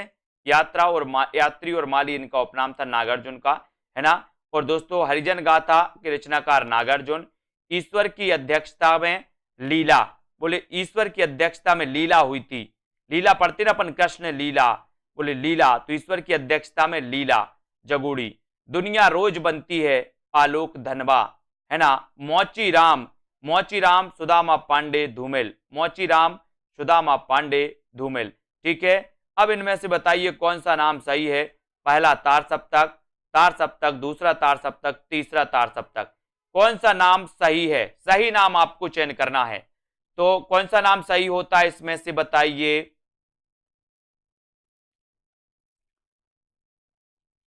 कौन सा नाम सही होगा? तार सप्तक अपन पढ़ते हैं, और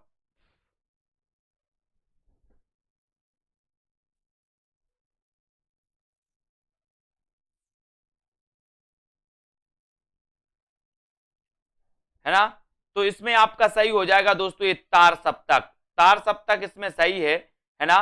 बाकी दूसरा तीसरा सप्तक चौथा सप्तक ये भी सही है, दूसरा तार सप्तक तीसरा तार सप्तक, लेकिन इसमें दोस्तों ये जो गलत है पहला तार सप्तक गलत है, ठीक है।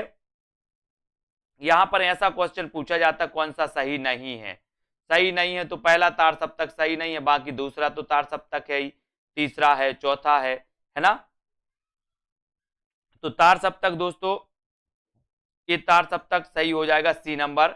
दूसरा तार सप्तक 51, तीसरा सप्तक 59, चौथा सप्तक 79। इन सभी तार सप्तकों का संपादन सच्चिदानंद हीरानंद बादशाह अज्ञे ने किया था, ठीक है। तो अज्ञे के बारे में आपको पता ही है, प्रथम द्वितीय तृतीय ये तार सप्तक इन्होंने याद रखे थे, ठीक है। अब यहाँ पर पढ़ते हैं ए नंबर पढ़ते हैं, यहाँ पर ये प्रभात फेरी के रचनाकार कौन है? सीधा सीधा इनको देख लेते हैं, इनको थोड़ा सा पढ़ लेते हैं। मधुलिका की रचनाकार कौन है? रामेश्वर शुक्ल अंचल है। प्रभात फेरी किसकी रचना है? नरेंद्र शर्मा की है प्रभात फेरी। प्रणभंग की रचनाकार कौन है? रामधारी सिंह दिनकर, है ना। काठमांडू की पहली सांझ शिवमंगल सिंह सुमन। मौर्य विजय की रचनाकार कौन है? सियाराम शरण गुप्त। अब आपसे पूछा जाएगा मधुलिका की रचनाकार कौन है?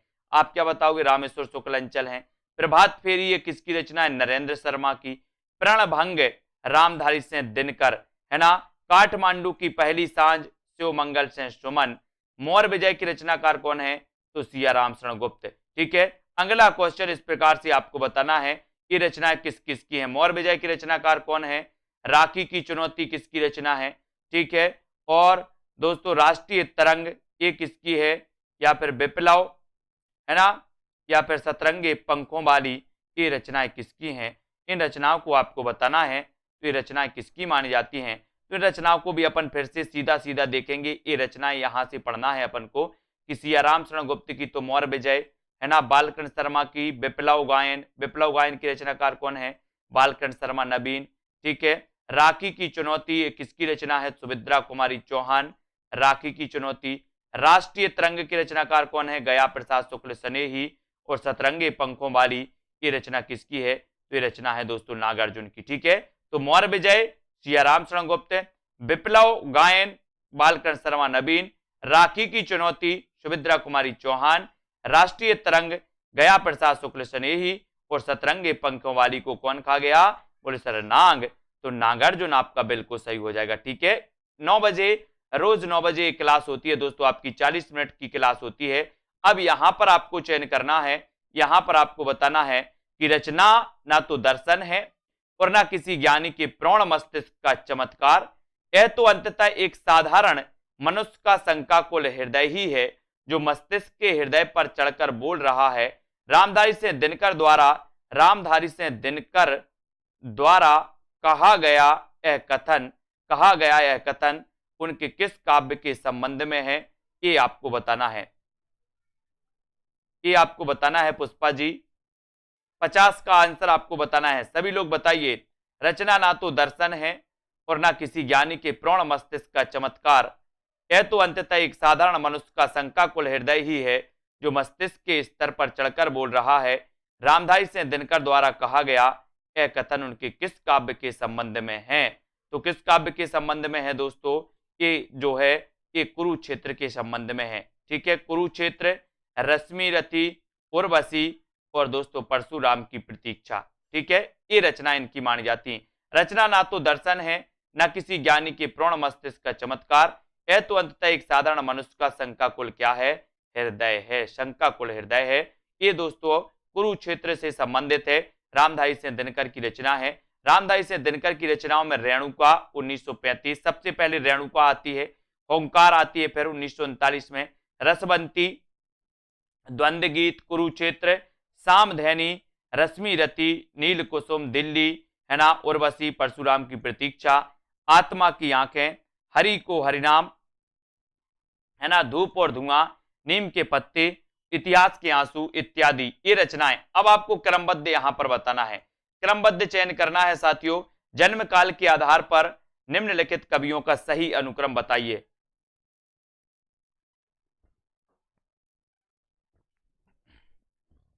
जन्म काल के आधार पर निम्नलिखित कवियों का सही अनुक्रम क्या हो जाएगा? जन्म काल के आधार पर सबसे पहले कौन से कवि आते हैं? अनुराग जी, नागार्जुन, त्रिलोचन, नागार्जुन या फिर भवानी प्रसाद मिश्र। तो यहां पर आपका बिल्कुल सही आंसर है कि सर नागार्जुन तो आते ही हैं, लेकिन इसमें नागार्जुन में भवानी प्रसाद मिश्र, त्रिलोचन और नरेश मेहता ये आते हैं। ठीक है, तो इनके जन्म काल को देखो, नागार्जुन 1911, है ना, नागार्जुन। ठीक है, भवानी प्रसाद मिश्र 1913, ठीक है, त्रिलोचन 17, नरेश मेहता 21। तो ये आपको आनी चाहिए, ये आपको दोस्तों क्रमबद्ध आनी चाहिए। नागार्जुन 11, है ना, भवानी प्रसाद मिश्र में 13 है ना, त्रिलोचन में 17 और दोस्तों नरेश मेहता का 21 इनको याद रखोगे, है ना। 21 दिनकर की किस कृति का कथानक कर्ण है? बढ़िया प्रश्न है, बहुत बढ़िया प्रश्न है दोस्तों, अच्छा प्रश्न आपसे पूछा गया। प्रश्न क्या है कि दिनकर की किस कृति का कथानक कर्ण है? कर्ण बताना है, किस कृति का कथानक है कर्ण? कुरुक्षेत्र का है, परशुराम की प्रतीक्षा का है या फिर उर्वशी का है? सभी लोग लाइक जरूर कर दीजिए वीडियो को दोस्तों। 52 का आंसर दिनकर की किस कृति का कथानक कर्ण है, ये प्रश्न आपसे पूछा गया और 52 में आपने लगा दिया कि सर इनकी रचनाएं तो ये सारी हैं, कुरुक्षेत्र भी इनकी रचना है, परशुराम की प्रतीक्षा भी है, उर्वशी भी है, रश्मि रथी भी है, लेकिन जो कर्ण है वो दोस्तों कथानक कर्ण है वो रश्मि रथी का है, यानी कि आपका जो बी नंबर है वो बिल्कुल है। रश्मि रथी रामधारी से दिनकर का खंड काव्य है जिसका कथानक कर्ण है। अन्य रचनाएं भी राष्ट्रीय सांस्कृतिक चेतना प्रगतिवादी कवि रामधारी से दिनकर की हैं, है ना, इनको अपन को याद रख लेना। प्रगतिशील लेखक संघ की स्थापना लंदन में किसके प्रयत्न से हुई थी? बताइए किसके प्रयत्न से हुई थी लंदन में? लंदन में ये चयन आपको करना है। प्रगतिशील लेखक संघ की स्थापना दोस्तों लंदन में किसके प्रयासों से हुई थी, ये आपको बताना है। प्रश्न क्रमांक 53 का आंसर आपको चयन करना है। और प्रगतिशील लेखक संघ की स्थापना लंदन में किसके प्रयत्न से हुई थी? तो वो प्रयत्न है दोस्तों अपना सी नंबर, मुल्कराज आनंद व सज्जाद जहीर, है ना, मुल्कराज आनंद व सज्जाद जहीर के प्रयासों से हुई थी, यानी कि सी नंबर। कब हुई थी दोस्तों? 1935 में, 1935 में, ठीक है। फिर भारत में कब हुई थी? 1936 में, है ना। लखनऊ में इसका पहला क्या हुआ था? अधिवेशन हुआ था। पहले अध्यक्ष कौन थे इसके? तो इसके पहले अध्यक्ष थे कौन? प्रेमचंद। ये सभी को पता होगा, ठीक है, ये सभी को पता है, बहुत बढ़िया। तो अब यहां पर अपन देखते हैं दोस्तों इसके बारे में कि 1935 में लगभग फ्रांस की राजधानी पेरिस में एम फास्टर्स के नेतृत्व में प्रोग्रेसिव राइटर्स एसोसिएशन की स्थापना हुई थी। इसी तर्ज पर भारत के मुल्कराज आनंद एवं सज्जाद जहीर ने दोस्तों क्या किया था? सज्जाद जहीर, है ना, भारत के डॉक्टर मुल्कराज आनंद एवं सज्जाद जहीर ने ब्रिटिश राजधानी लंदन में प्रगतिशील लेखक संघ की स्थापना की थी। प्रगतिवादी काव्य सृष्टि है। प्रगतिवादी काव्य सृष्टि आपको बताना है कैसी है? दार्शनिक है, वर्ग चेतना प्रधान है, व्यक्तिक यथार्थ या फिर यथास्थितिवादी है। प्रगतिवादी काव्य सृष्टि कैसी मानी जाती है? कमेंट में आपको लिखना है। वीडियो को लाइक और शेयर जरूर करना है। 10 बजे एग्जाम पर यूट्यूब चैनल में दोस्तों एक क्लास आती है आपके लिए हिंदी साहित्य की, वो भी आप अटेंड कर सकते हो। सेल्फ स्टडी क्लासेस का ऐप अभी तक डाउनलोड अगर नहीं किया है तो आज ही सेल्फ स्टडी क्लासेस का ऐप डाउनलोड कर लें, है ना। और प्रगतिवादी काव्य सृष्टि है तो वो कौन सी है? वर्ग चेतना प्रधान, यानी कि आपका जो बी नंबर वर्ग चेतना प्रधान है वो बिल्कुल सही हो जाएगा, ठीक है, बी नंबर आपका सही हो जाएगा। और दोस्तों 1 तारीख से यानी कि 1 अप्रैल से लॉन्च होने वाला है टीजीटी पीजीटी का मॉडल पेपर। मॉडल पेपर यानी कि जिसमें 125 प्रश्न होंगे। 125 में व्याकरण के भी प्रश्न होंगे, हिंदी साहित्य के भी प्रश्न होंगे, संस्कृत के भी प्रश्न होंगे। तो कुल मिला के 125 प्रश्नों का जो मॉडल पेपर टीजीटी पीजीटी में आता है वो लॉन्च होने वाला है 1 अप्रैल से, ठीक है, 1 अप्रैल से लॉन्च होगा। तो जिन भी साथियों को लेना है, शुरुआत में विशेष छूटें भी रहेंगी जैसी भी रहें, है ना। इनमें से कौन सी रचना केदारनाथ अग्रवाल की नहीं है? तो आपको पता है, बोले सर केदारनाथ अग्रवाल की बात करोगे तो युग की गंगा इनकी रचना है ना। नींद के बादल भी इनकी रचना है, ये भी आपको याद रख लेना है, ठीक है, याद रख लेना है,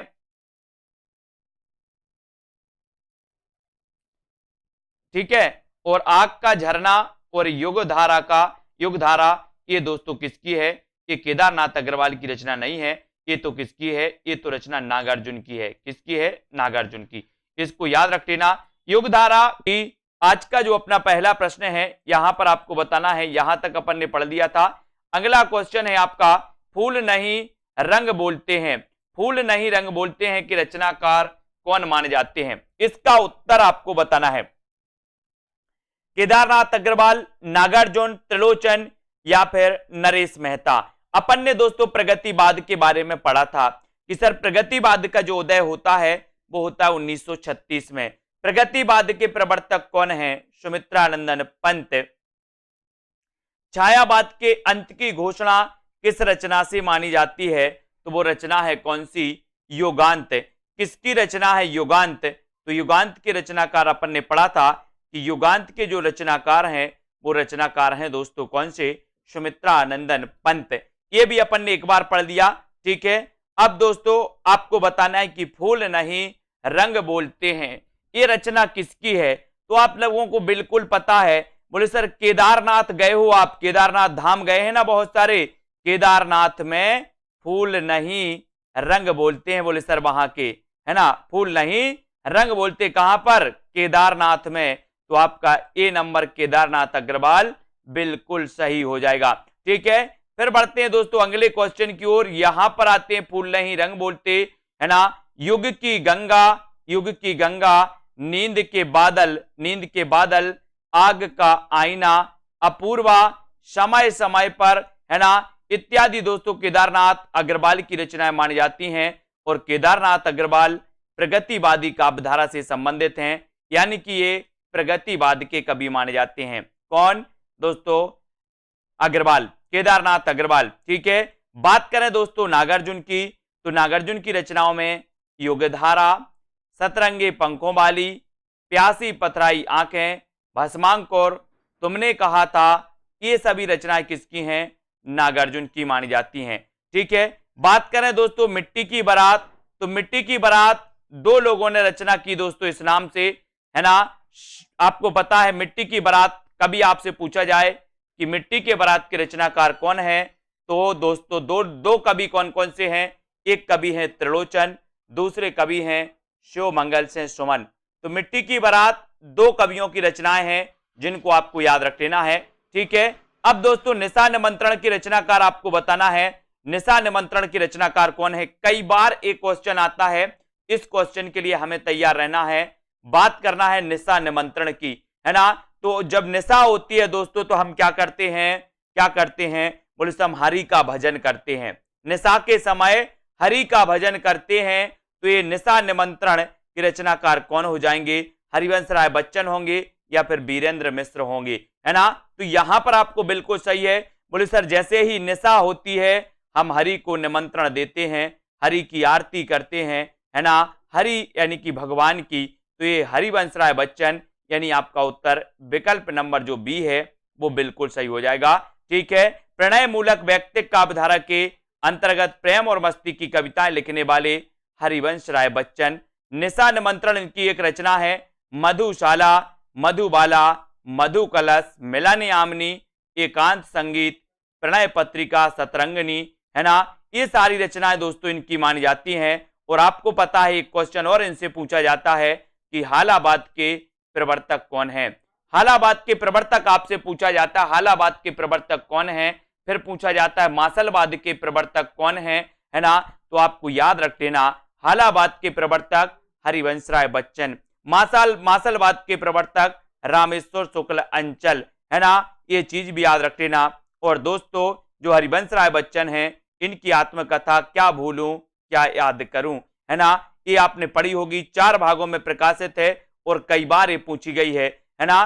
तो हिंदी साहित्य में मार्क्सवादी चेतना की अभिव्यक्ति जिस काव्यधारा में देखने को मिलती है उस धारा को क्या कहा जाता है? आपको बताना है, प्रगतिवादी, प्रयोगवादी, जनवाद या फिर कविता। अगर आपने अभी तक self study classes app download नहीं किया है तो देर ना करें दोस्तों, अभी self study classes app download करें।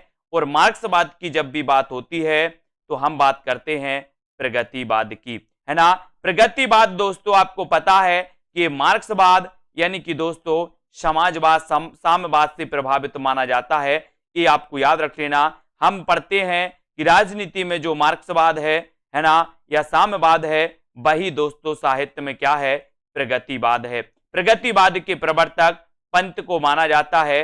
प्रगतिवाद दोस्तों आपको पता है कि इसमें यथार्थता का चित्रण मिलता है। इस प्रगतिवादी जो रचनाएं होती हैं उन्होंने दोस्तों यथार्थ का वर्णन किया है, उन्होंने कल्पना के आधार पर रचनाएं नहीं की, है ना।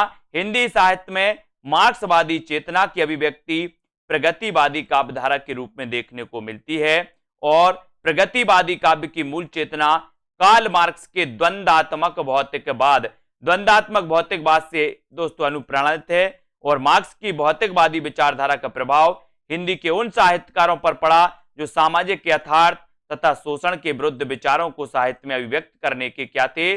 पक्षपाती थे, है ना। ये भी आपको याद रखना है दोस्तों इसके बारे में। और अगला क्वेश्चन यहां पर बताना है कि मधुशाला का प्रकाशन वर्ष क्या है? आपको पता है दोस्तों 1936 में भारत के लखनऊ में, कहां पर? लखनऊ में एक दोस्तों लेखक संघ की स्थापना हुई थी। तो वो लेखक संघ की स्थापना हुई थी दोस्तों कब? 1936 में। इसकी प्रथम अध्यक्षता की थी किसने? प्रेमचंद ने। ये भी आपको याद रख लेना। और मधुशाला का प्रकाशन वर्ष आपको बताना। सबसे पहले तो ये चीज आपको पता होनी चाहिए कि मधुशाला के दोस्तों रचनाकार कौन है ना। तो मधुशाला के जो रचनाकार माने जाते हैं मधुशाला, मधुबाला, मधु कलश, निशा निमंत्रण, है ना। ये सभी जो रचनाकार इनके माने जाते हैं नितिका जी, वो कौन माने जाते हैं? वो माने जाते हैं हरिवंश राय बच्चन। ठीक है, हरिवंश राय बच्चन को हालाबाद का प्रवर्तक माना जाता है। ये भी आपको याद रख लेना, है ना। हरिवंश राय बच्चन दोस्तों इनके बारे में आपको याद रख लेना, हरिवंश राय बच्चन के बारे में। और इनकी मधुशाला रचना 1935 की है। 1935 यानी कि आपका उत्तर हो जाता है विकल्प नंबर 1। और जब 1935 की बात आती है तो आपको याद रख लेना कि सर 1935 में एक महाकाव्य लिखा गया था। कौन सा महाकाव्य लिखा गया था? वो लिखा गया था कौन सा? कामायनी। कौन सा लिखा गया था? कामायनी। ये भी आपको याद रख लेना। ठीक है, मधुशाला का प्रकाशन वर्ष 1935 है। 1936 में मधुबाला, 37 में मधुकलश ये प्रकाशित हुई थी दोस्तों, इनको याद रख लेना। और आपको पता है कि अपन बोलते ना कि बैर कराते मंदिर मस्जिद और मेल कराती मधुशाला, है ना। ये दोस्तों वही मधुशाला जो है, ये रचना है मधुशाला, मधुकलश और मधुबाला, इनको याद रख लेना। ये रचनाएं किसकी हैं ये आपको पता होनी चाहिए, क्योंकि एग्जाम में हमेशा पूछी जाती हैं। नागार्जुन किस काव्यधारा के कवि हैं? प्रश्न क्रमांक आपसे पूछा जाता है 62। नागार्जुन के बारे में आपको बताना है कि नागार्जुन किस काव्यधारा के कवि माने जाते हैं। ये प्रगतिवादी कवि हैं, ये प्रयोगवादी कवि हैं, ये कविता के संबंधित हैं, ये समकालीन कवि हैं। नागार्जुन किस काव्यधारा के कवि माने जाते हैं ये आपको लिखना है, प्रगतिवाद के या फिर प्रयोगवाद के। और आपका बिल्कुल सही आंसर, एकदम जो राइट आंसर हो जाता है उसको अपन को बताना है। और आंसर हो जाता है आपका, बोले सर नागार्जुन की अगर बात करते हो तो नागार्जुन का वास्तविक नाम क्या था? एक क्वेश्चन यहां से बनता है दोस्तों कि नागार्जुन का वास्तविक नाम था क्या? वैद्यनाथ, है ना। नागार्जुन मैथिली में किस नाम से लिखते थे? तो नागार्जुन मैथिली में लिखते थे यात्री नाम से, है ना। और इनका वास्तविक नाम था वैद्यनाथ। और दोस्तों नागार्जुन प्रगतिवादी कवि थे, है ना। ये भी आपको याद रख लेना, कहीं आओ रानी हम ढाएंगे पालकी और यही हुई है राय जवाहरलाल की, है ना। नागार्जुन, केदारनाथ अग्रवाल, रांगे राघव, शिव मंगल सिंह सुमन, त्रिलोचन, भारत भूषण अग्रवाल, सोम ठाकुर, नीरज बलवीर सिंह, है ना, आदि प्रगतिवादी कवि माने जाते हैं दोस्तों। इनको अपन को याद रख लेना। इनका वास्तविक नाम था वैद्यनाथ मिश्र, मैथिली में यात्री नाम से लिखते थे, है ना। और इनकी रचनाएं कविताएं बादल को घिरते देखा, पाषाणी, रविंद्र के प्रति, सिंदूर तिलकित भाल, ये रचनाएं मानी जाती हैं दोस्तों, है ना। इनकी रचनाएं हैं, इनको भी अपन को याद रख लेना। नागार्जुन के बारे में सतरंगे पंखों वाली, युगधारा, तालाब की मछलियां, रतिनाथ की चाची, नई पौध बाबा बटेश्वर नाथ। ये नई पौध रचना पूछी गई है, नई पौध के रचनाकार कौन है? तो बोले सर नागार्जुन। नई पौध के रचनाकार कौन है? नागार्जुन। बाबा बटेश्वर नाथ ये किसकी रचना है? तो ये नागार्जुन की मानी जाती है। अगला क्वेश्चन है, शोषक वर्ग के प्रति घृणा का भाव किस युग की कविता की मुख्य प्रवृत्ति रही है? शोषक वर्ग के प्रति घृणा के भाव, ये आपको बताना है दोस्तों, किस वर्ग, किस युग की कविता की प्रमुख प्रवृत्ति रही है। प्रश्न क्रमांक है अपना 63। और अपन ने बताया है, क्या बताया दोस्तों, कि शोषक वर्ग के प्रति घृणा का भाव यथार्थता में दोस्तों जिन्होंने रचनाएं की हैं वो कवि कौन थे? बोले सर वो प्रगतिवादी कवि थे। प्रगतिवाद किससे प्रभावित था? तो प्रगतिवाद मार्क्सवाद से प्रभावित था। शोषक वर्ग के प्रति घृणा भाव प्रगतिवाद युग की मुख्य प्रवृत्ति रही, मुख्य विशेषता रही, ये भी आपको याद रख लेना है। और प्रगतिवाद का सैद्धांतिक आधार मार्क्स का द्वंद्वात्मक भौतिकवाद है। राजनीति के क्षेत्र में जो समाजवाद है या साम्यवाद है, साहित्य के क्षेत्र में वही क्या है? प्रगतिवाद है। ये भी आपको याद रख लेना कि दोस्तों राजनीति के क्षेत्र में जो समाजवाद है, साम्यवाद है, साहित्य के क्षेत्र में वही प्रगतिवाद है ना। अगला क्वेश्चन है कि आग और राग का कवि किससे कहा जाता है? ऐसे कौन से साथी हैं जिन्होंने अभी तक दोस्तों self study classes app download नहीं किया? ऐप डाउनलोड कर लें सभी लोग। और आग और राग का कवि आपको बताना है कि दिनकर हैं, निराला हैं, पंत हैं या फिर प्रसाद हैं। आग और राग का कवि, बोले सर आग की बात करते हो तो सूरज आग उगलता है दिन में, सूरज आग उगलता है दिन में। और सबसे ज्यादा अगर किसी से राग है तो बोले सर सूरज से ही है ना, सूरज से है। बोले सूरज ना निकले तो कोई काम नहीं होगा, है ना। और दोस्तों ज्यादा दिन तक जिंदा नहीं रह पाएंगे। और आग और राग का कवि कहा जाता है किसे? दिनकर को। दिनकर को कहा जाता है।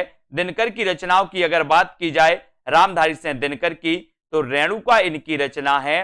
हुंकार आपसे पूछा जाएगा हुंकार के रचनाकार कौन है ना। रसवंती किसकी रचना है? सामधैनी और कुरुक्षेत्र किसकी रचना है? परशुराम की प्रतीक्षा लंबी कविता किसकी है दोस्तों? ये रचना किसकी है? रश्मि रति उर्वशी के रचनाकार कौन है?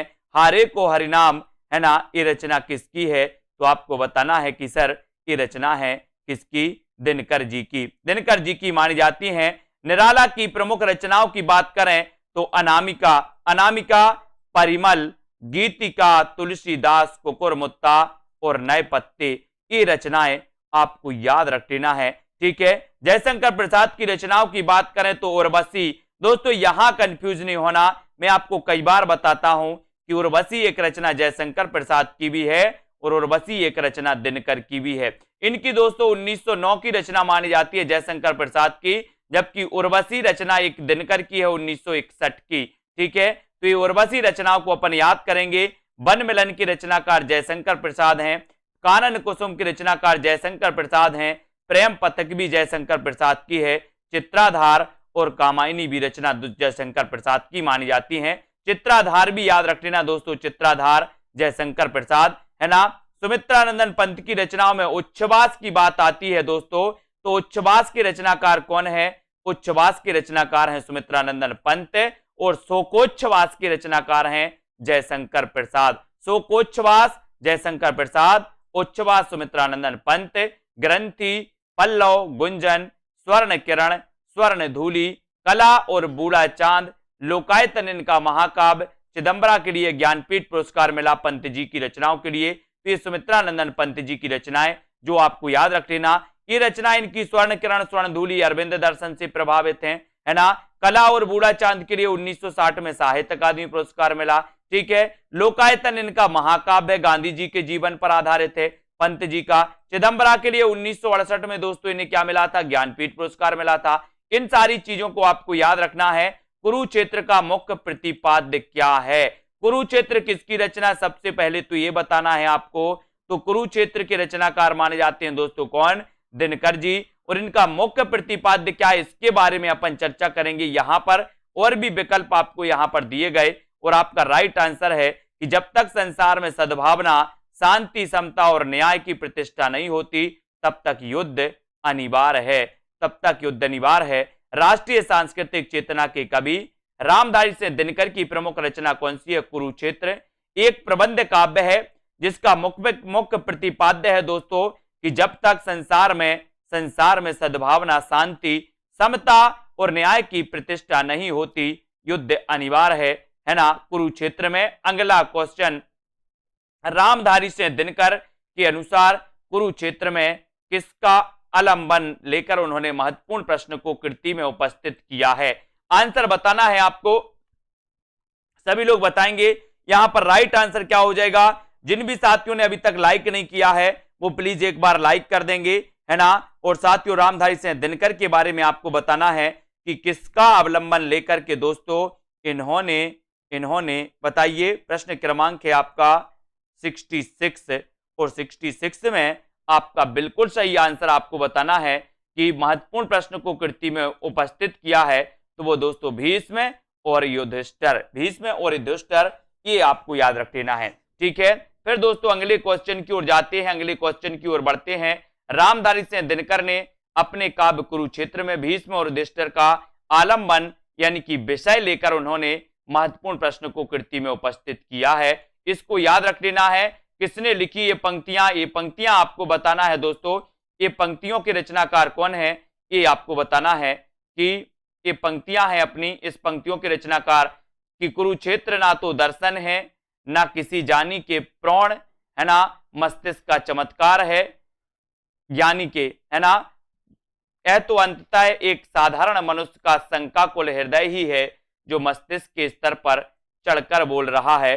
जल्दी से इसके बारे में आपको बताना है कि ये जो पंक्तियां हैं वो पंक्तियां किसकी हैं, बताइए। ये पंक्तियां बताना, ये पंक्तियां किसकी हैं, इसका राइट आंसर आपको चयन करना है। इस पंक्ति के रचनाकार कौन है? तो यहां पर आपका जो सबसे अच्छा और सही आंसर हो जाएगा, सटीक आंसर हो जाएगा, वो हो जाएगा रामधारी सिंह दिनकर, है ना। डी नंबर आपका सही हो जाएगा। कुरुक्षेत्र के संदर्भ में रामधारी सिंह दिनकर का कथन है कि कुरुक्षेत्र ना तो दर्शन है, न किसी ज्ञानी के प्रौढ़ मस्तिष्क का चमत्कार है, यह तो अंततः एक साधारण मनुष्य का शंकाकुल हृदय ही है जो मस्तिष्क के स्तर पर चढ़कर बोल रहा है। और ये कथन किसका है आपसे पूछा गया तो आपने बता दिया कि सर ये तो दिनकर जी का है। किसका है? दिनकर जी का। सभी लोग लाइक जरूर कर दें एक बार साथियों, है ना। आत्मा का संग्राम आत्मा से, देह का संग्राम देह से जीता जाता है। रामधारी सिंह दिनकर का यह कथन किस कृति के संदर्भ में कहा गया है? बताइए। आत्मा का संग्राम आत्मा से, देह का संग्राम देह से, रामधारी सिंह दिनकर का यह कथन किस कृति के संदर्भ में कहा गया? प्रश्न क्रमांक 68 का आंसर सभी लोगों को बताना है। उत्तर क्या हो जाएगा? उत्तर बताना है। 68 का आंसर आपको बताना है। आत्मा का संग्राम आत्मा से और देह का संग्राम देह से। फ्री मटेरियल भी ऐप पर बहुत सारा है, फ्री मटेरियल भी है ऐप पर, और दोस्तों पेड क्लासेस का पेड जो कोर्स है वो भी ऐप पर है ना। तो जिनको फ्री पढ़ना वो फ्री भी पढ़ सकते हैं। आत्मा का संग्राम आत्मा से और देह का संग्राम देह से, यानी कि यहां पर आपका कुरुक्षेत्र बिल्कुल सही है। सी नंबर आपका सही हो जाएगा। आत्मा का संग्राम आत्मा से और देह का संग्राम देह से जीता जाता है। यह कथन रामधारी सिंह दिनकर ने अपनी रचना कुरुक्षेत्र में कही है। कुरुक्षेत्र में भीष्म और युधिष्ठिर के माध्यम से धर्म रक्षा हेतु युद्ध की आवश्यकता सिद्ध की गई है। इसको आपको याद रख लेना। अब यहां पर आते हैं दोस्तों, प्रगतिवादी काव्य किस विचारधारा से प्रेरित है? प्रगतिवादी काव्य आपको बताना है कि किस विचारधारा से प्रेरित है। क्वेश्चन कई बार पूछा गया है, कई एग्जामों में पूछा गया है, इसलिए सभी को तैयार रहना है। प्रगतिवादी काव्य के बारे में आपको बताना है ना, ये किससे प्रेरित माना जाता है? बताइए। प्रगतिवादी काव्य किस विचारधारा से प्रभावित है? कमेंट में जल्दी से आपको लिखना है। 4 विकल्प हैं आपके सामने, आदर्शवाद, मार्क्सवाद, अस्तित्ववाद और गांधीवाद, है ना। तो प्रगतिवाद काव्य किस विचारधारा से प्रेरित माना जाता है, ये उत्तर आपको चयन करना था और आपने उत्तर बिल्कुल आसानी से बता दिया कि मार्क्सवाद से प्रभावित माना जाता है, यानी कि आपका उत्तर बी नंबर बिल्कुल सही है। ठीक है। प्रगतिवादी काव्यधारा मार्क्सवादी विचारधारा से प्रेरित है और इस विचारधारा के प्रमुख कवि नागार्जुन, त्रिलोचन, है ना, शास्त्री केदारनाथ अग्रवाल आदि माने जाते हैं।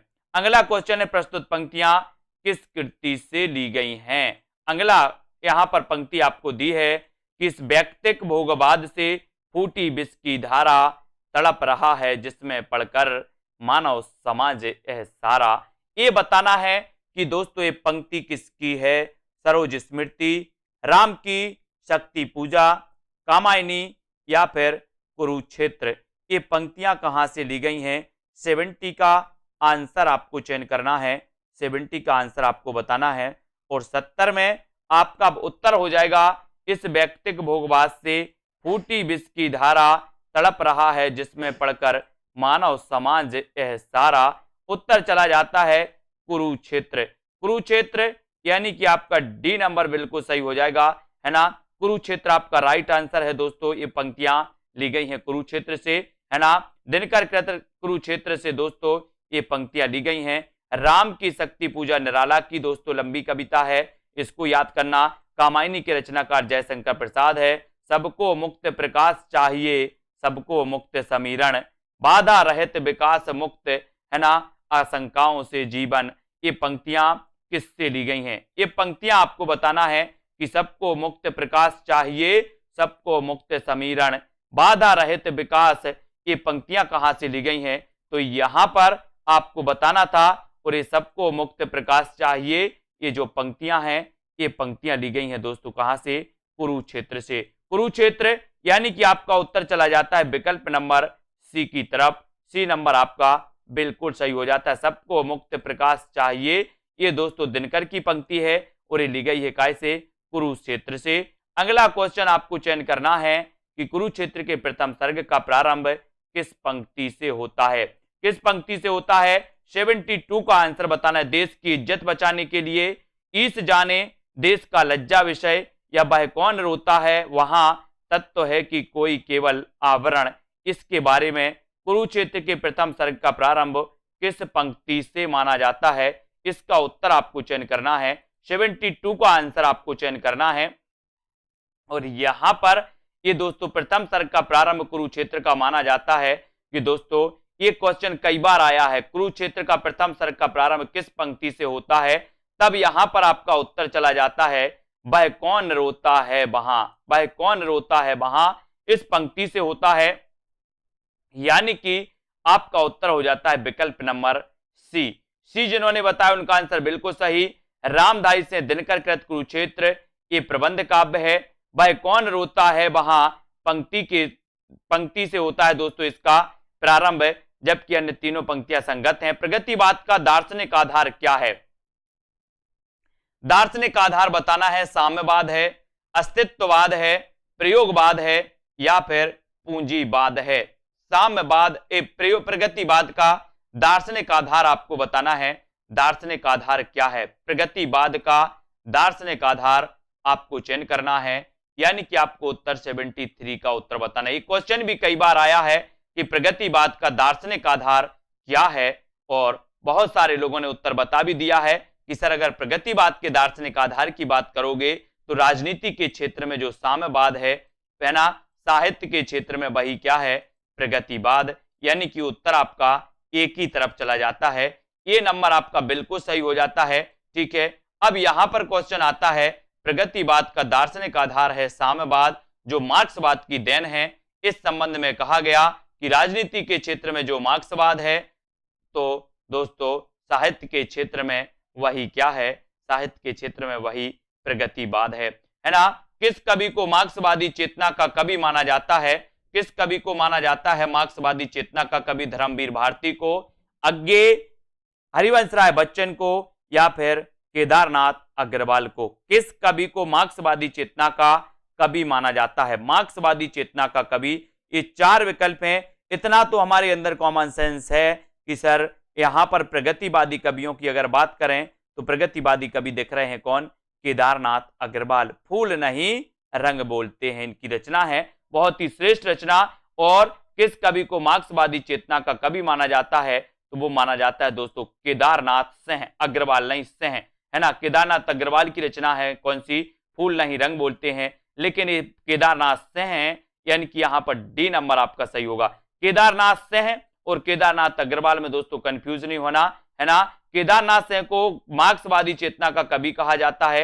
इन्हें 2013 में ज्ञानपीठ पुरस्कार प्रदान किया गया दोस्तों, और 19 मार्च 2018 को इनका निधन हो गया था। किसका?